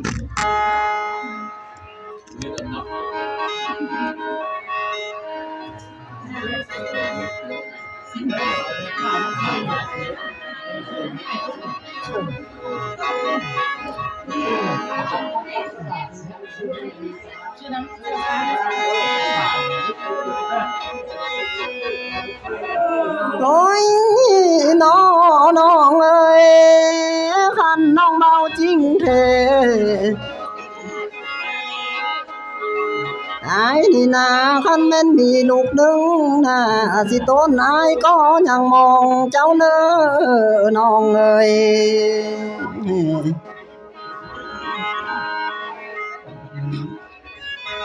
คันนางเบาจริงแท้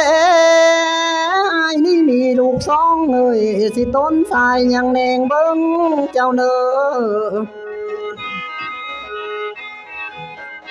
บาดบาเฮิงนั่นน้อหักไหลสิบุญสร้างแต่ศาสตร์หลังเฮาบ่น้องเอ้ย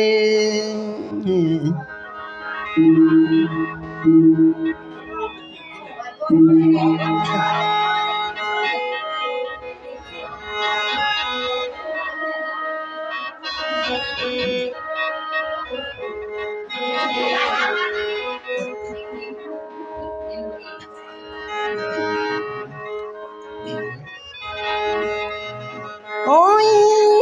น้องเอ้ยค่อยก็คือนั่นเดียวสิคือกันกับน้องว่านั่นเดียว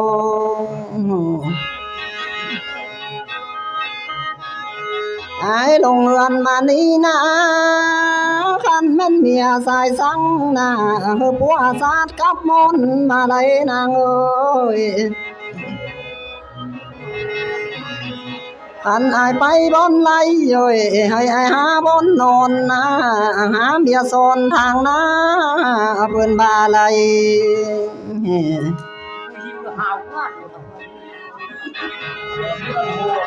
อันบายนี่นะคันมาเห็นสาวต่างบ้าน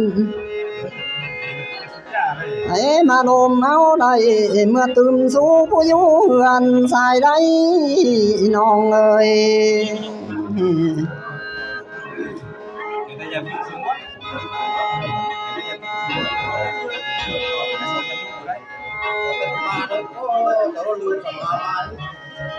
โอ้ย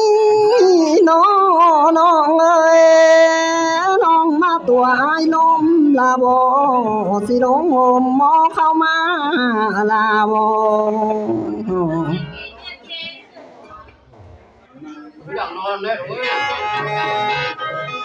น้องนั้นนะตัวอายมาเข้าไว้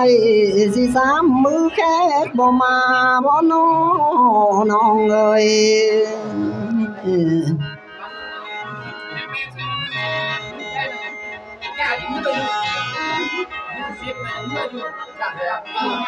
โอ้ย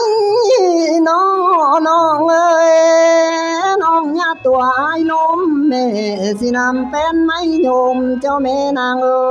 ยน้องอย่าจัวสายจมแม่สินำเหือไม่รู้เจ้าแม่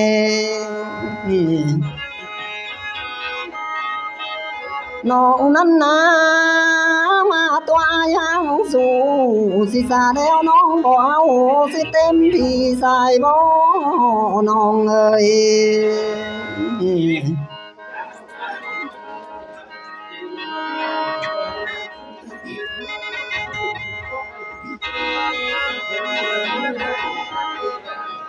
โอ้ยน้องเอ้ยยันแต่สิดวงซ้อนหน้านางเอ้ยสิบ่ท้อแม่นหลวงใส่เจ้าบ่นางเอ้ยยันแต่เว้าทางไกลน่ะบ่ท้อไทยกลางบ้านเจ้านา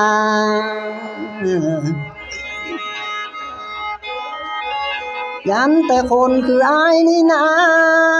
เส้นสิจาสิตันสิคานไล่น้องบ่เมื่อนำบ่น้องเอ้ย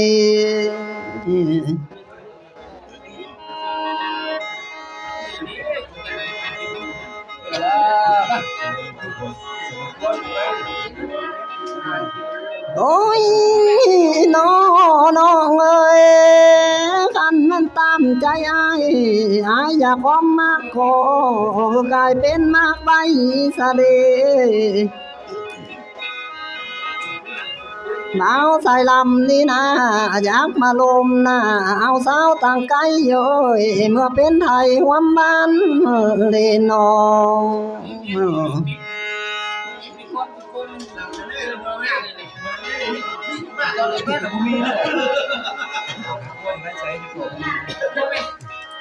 ไอ้นี่นะอยากมาปากก้าวตานสิบ่แม่นช่างนอนเอาเด้น้องเอ้ย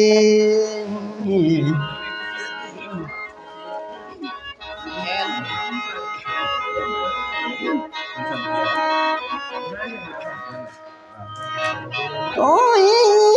น้องเอ้ยคันนั้นจำเป็นเดียวนางเอ้ยให้น้องอดคอยยืนก่อนจิกินคิงตั้งค่าก่อนไหล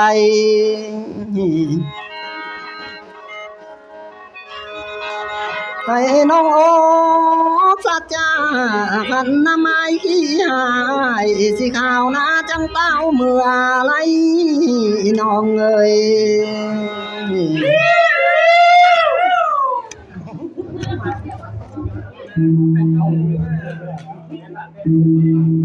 ชูบ้าโอเคแล้วว้าเรียกต่อทำเลยเข้าเลยบ้านเข้าเลยเรียกเข้าเลย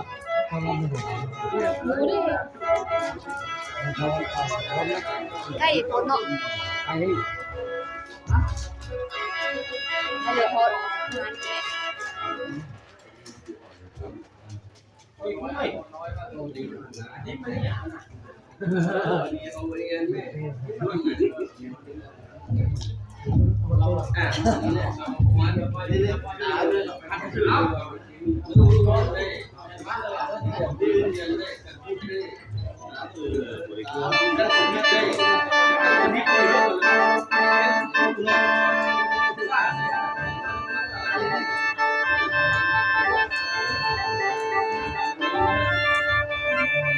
โอ้ยน้อยเอ้ยอายนั้นจริงแต่ความลมลิ้นนอละคือใต้แต่ความปากหน่อยนอ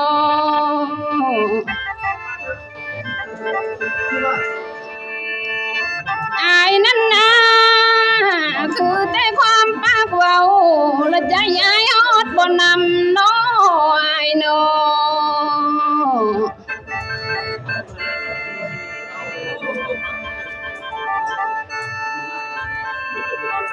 โอ้ยน้อ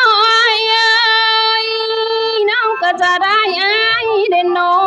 ใจคนงามหุบล้อนี่โน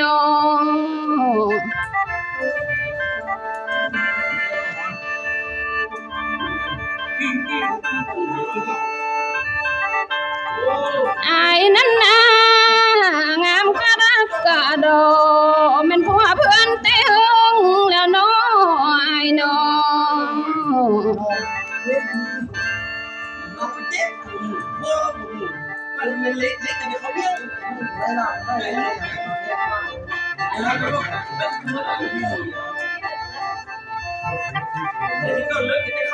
โอ้ยน้อยเอ้ยน้องก็คือกันแล้วและคือกันกับใจบ้านแล้ว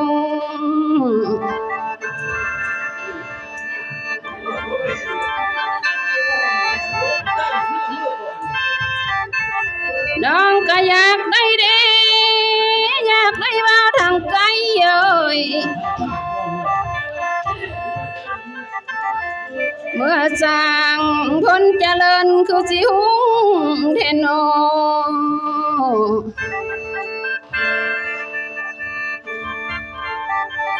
น้องนี่นาอยากได้อ้ายเมื่อสร้างละบานน้องคือสิห่วงแต่นายเอ้ย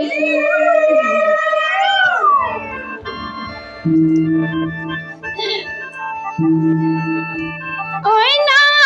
ย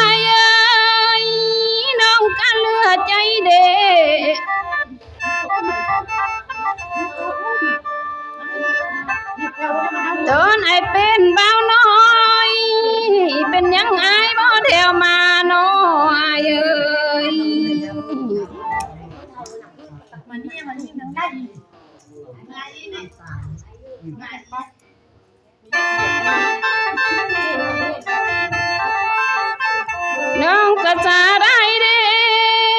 ตอนน้องเป็นสาวหามเอ้ยเป็นยังใจจังบ่มาลมน้องหน่อยน้อง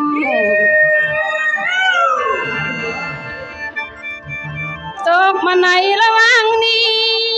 ไผก็มีลูกสีลูกหามาจ้าว่าไว้ม้วนงันดอกไม้เอ้ย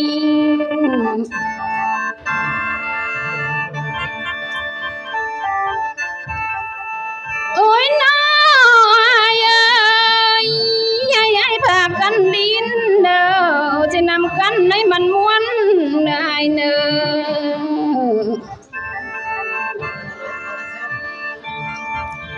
ให้ไอ้ชวนน้องเว้าโยกลีนในสาบานเป็นม้วนงันนำเด้อไอ้เด้อ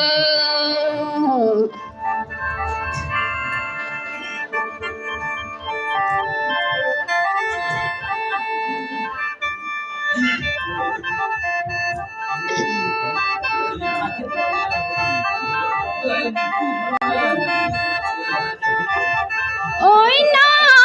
ยเอ้ยแค่ไหนจริงใจแท้ไอ้เอ้ยแค่ไหนมีลูกหนึ่งจิตต้นน้องก็คงอยู่ได้ไอ้เอ้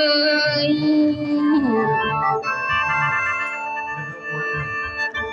แค่ไหนจริงใจแท้แค่ไหนมีลูกสองเอ้ยสาวนางลำยังท่าได้หนึ่ง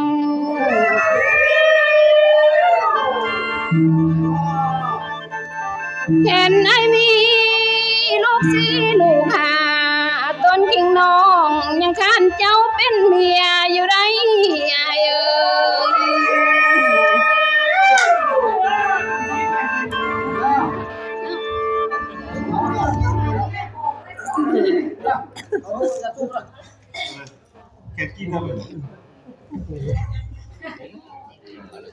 ยมาแล้วจะไม่นี่ ตอนนี้เลย นี่เนี่ย แทนโบยามรักใช่เมายาพินจุลีแต่วันนี้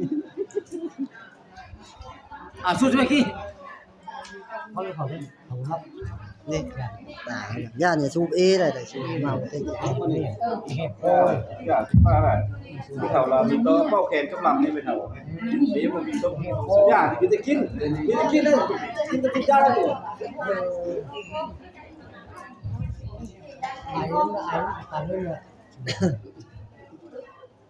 เปลี่ยนเดี๋ยวอยู่คนละเดียกับชิ้นเปรี้ยวแล้วเดี๋ยวลงไม่ทันปีผู้ล้ำชิ้นเปรี้ยวแล้ว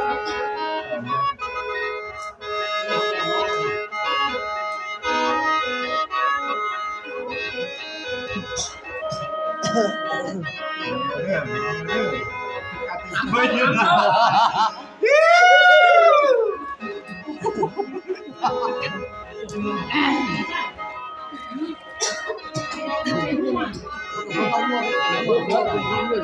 โอ้ยน้องเอ้ยคอยก็เสียได้เด้นางเอ้ยเสียได้ต้นล้อพูดเอ้ยคือมาเกิดใกล้หน้าสายแท้น้องเอ้ย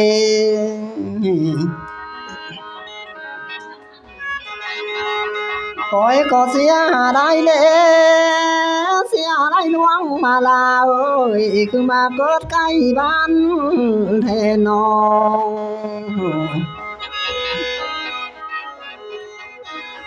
เป็นยังเลจังมาเกิดใกล้ได้นอตีนคันได้บนหมอลำสายอยู่นี่นอ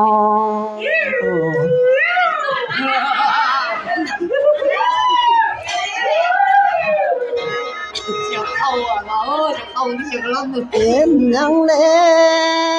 จังมาเป็นสูงของไอ้นี่แต่ปางกี้เราต่อมา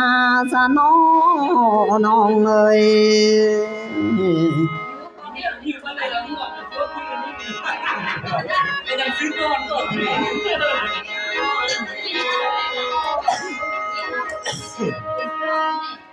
น โอ้ยน้องเอ้ยคอยก็เสียหลายเด้นางเอ้ยอันเป็นกากินแล้วนกเซลสายจังมาหูน้องเอ้ยเสียได้แล้วน้องเป็นสุพรรณแล้วสิต้นอายจังมาเห็นสิกำเบนสายแล้วน้องเอ้ย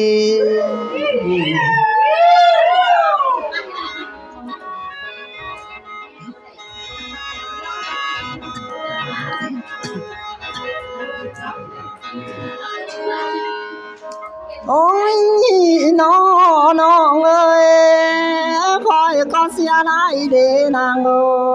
ยอันแม่นควายเต็มทงนางเอ้ยหมอมโลดบ่แม่นควายเฮาเด้น้องเอ้ย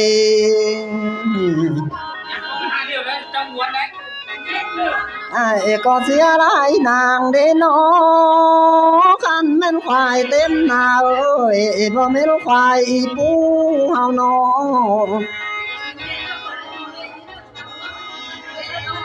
เสียหลายแล้วสู้มีอยู่เต็มบ้านจังบ่แม่นสิสวยแม่นจักคนเดือเจอเด้น้องเอ้ย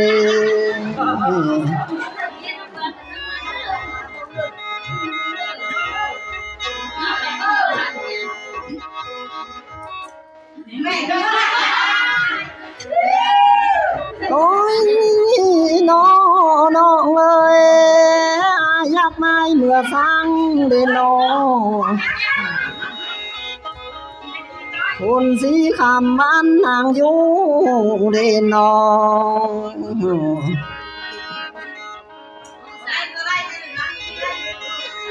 ไอ้นี่นะอยากเมื่อเป็นยอดสูงสิของลาแม่นคู่งามเด้น้องเอ้ย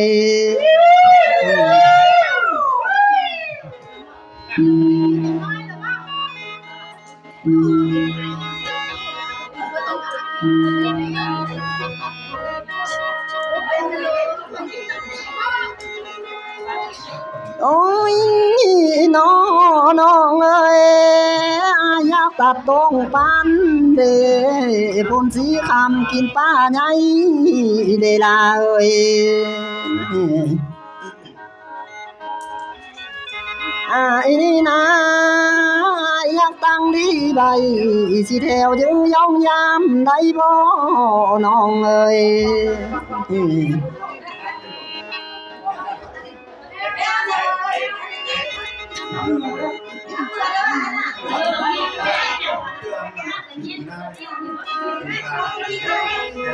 โอ้ยน้องเอ้ยน้องก็ลาให้ไป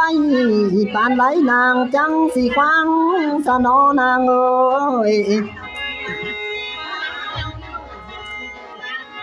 อันแม่นป้า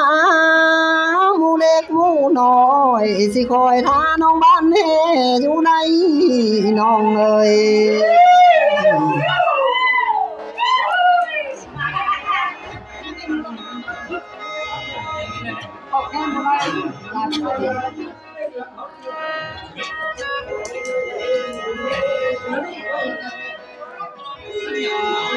โอ้ยน้องเอ้ยคอยก็งานได้เด้นางเอ้ยยันแต่น้ำน้อยบ่พอสวยตินมองเจ้าบ่น้องเอ้ย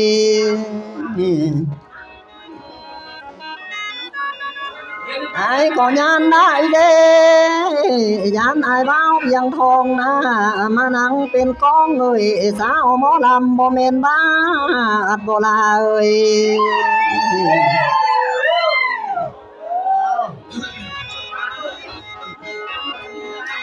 ยานได้เด้ยานแต่บุญขาดอ้ายน้อยสิคอยสอนก็บ่ถึงเจ้าบ่น้องเอ้ย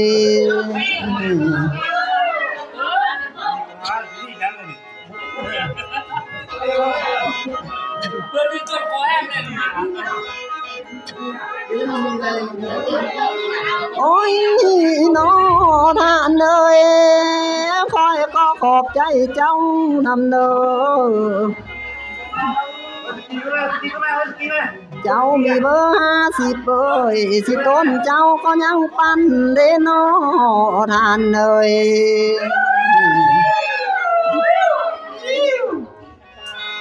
เจ้ามีเบอร์50,000นำนะสิต้นเจ้าก็ยังแบ่งนำเด้ขอยก็ขอบใจเจ้านำเด้อสิมีใจทันปาเสดนำไหล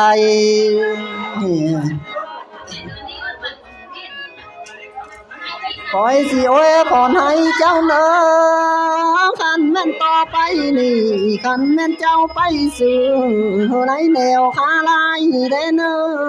ท่านเอ้ย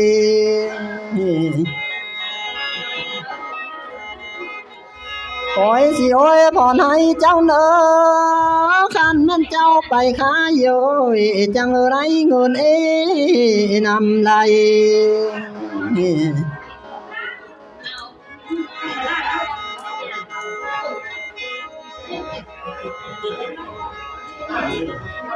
ขอให้บุญมันโนมากไหล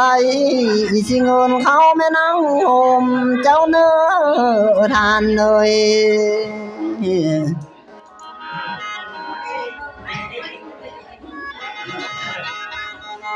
ขอให้สิโอ้ยพรให้เจ้าเนื้อเจ้าไปกาตั้งเตอมีผู้ช่วยเหลือเจ้าเนื้อเจ้าไปขายต่างเนื้อเอ้ยมีคนช่วยเบิ่งเจ้าไหล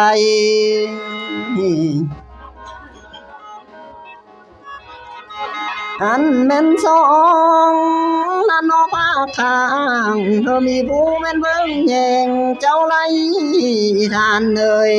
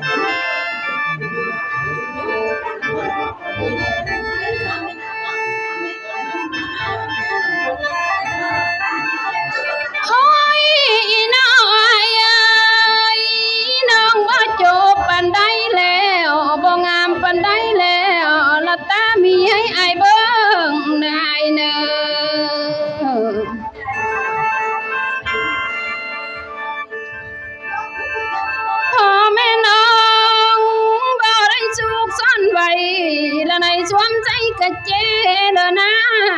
เอ้ย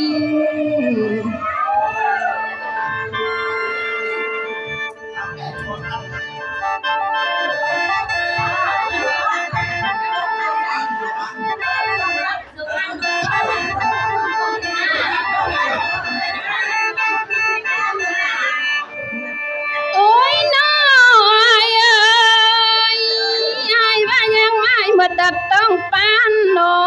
นำกระดิ่งคำกินป้าใหญ่สันบจะป้า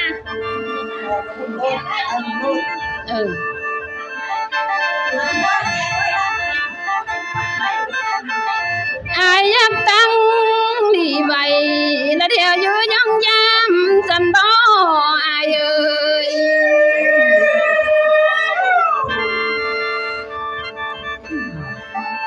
โอ้ยน้อยเอ้ย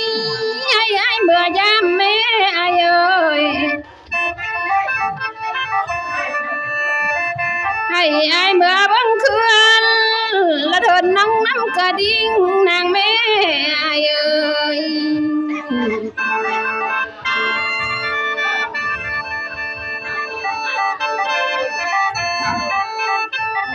ไอ้เมื่อเบิ่งแม่เมื่อเบิ่งปูป้าอ้อยแม่มันล่องลอยตามน้ำเอ้ย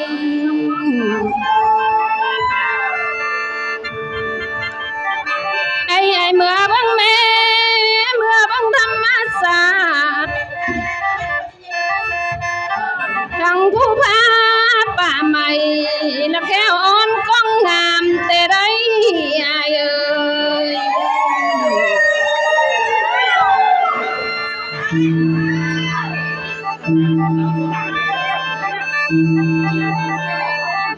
โอ้ยน้อยเอ้ยแค่ไหนเมื่อยามน้องเอ้ย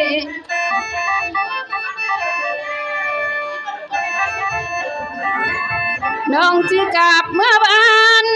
เมื่อบอกพ่อแม่น้องเมื่อขายควายเดือกดอนมาสร้างควาเล็กเอ้ยสิต้นอายำนำเมื่อบ่เอ้ย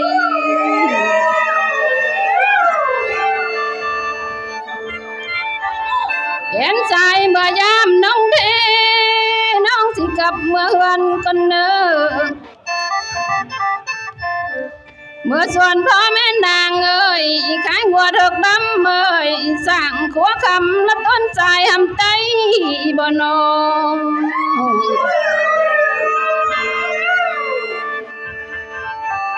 น้องยันเดยันจ้าทางไกลเอ้ยเพื่อนจ้างขัวไม่ออกสั่งกระโตไม่ติวและต้นอายพัดได้ไปได้บ่เว้นน้องแล้วอายเอ้ย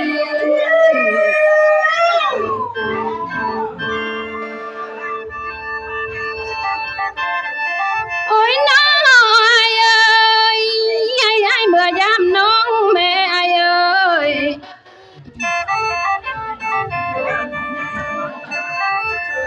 เห็นไอ้เมื่อฮอดบ้านทางกบเขาเฮือนน้องและมีกบมากไฟอยู่ได้ไอ้เอ้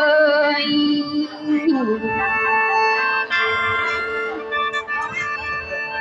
ไอ้เมื่อยามนางได้แม่กินได้นางเอ้ยมีกบจะเอิ้งอยู่ได้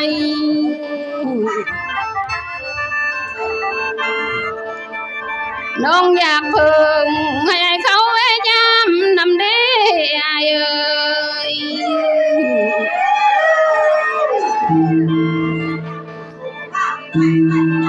โอ้ยน้อ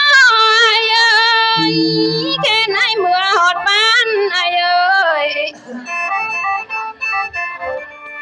วันหลังใหญ่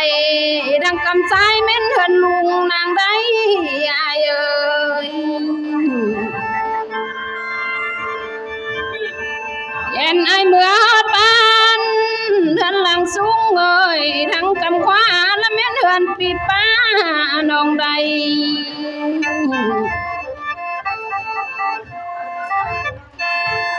เห็นว่าหลังสร้างบ้านละมุงยาจำเดียวจังแม่นเฮือนน้องใดอายเอ้ย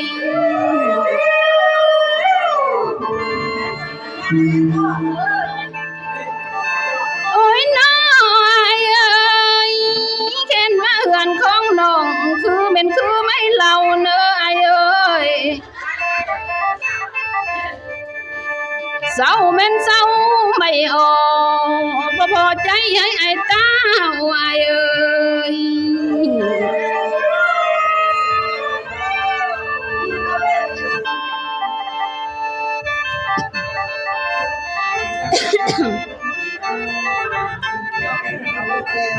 โอ้ยน้อท่านเอ้ยคอยก็ขอบใจด้วยเนอเจ้าศรัทธาใหญ่ใจบุญเนย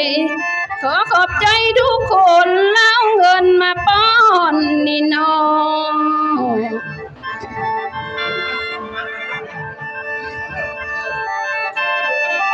ขอโอยพรให้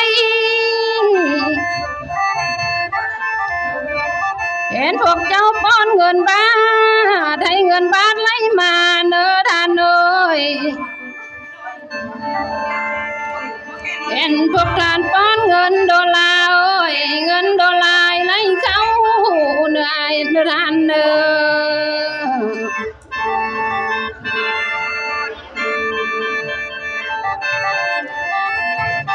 ให้ทานได้แต่อันดีเด่นให้ท่านมีแต่อันโสบ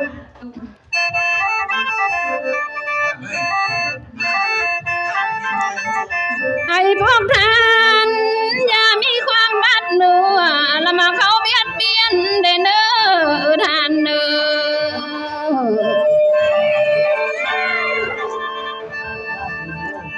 โอ้ยน้อท่านเอ้ยแค่นพวกเจ้าคืนเงินเอ้ยให้ได้มือละกำเนื้อพวกเจ้าได้คืนคำเอ้ยให้ได้มือละกอบได้เนื้อให้ได้หอบใจเปและใจบ้าพายมาได้เนื้อทานเนื้อ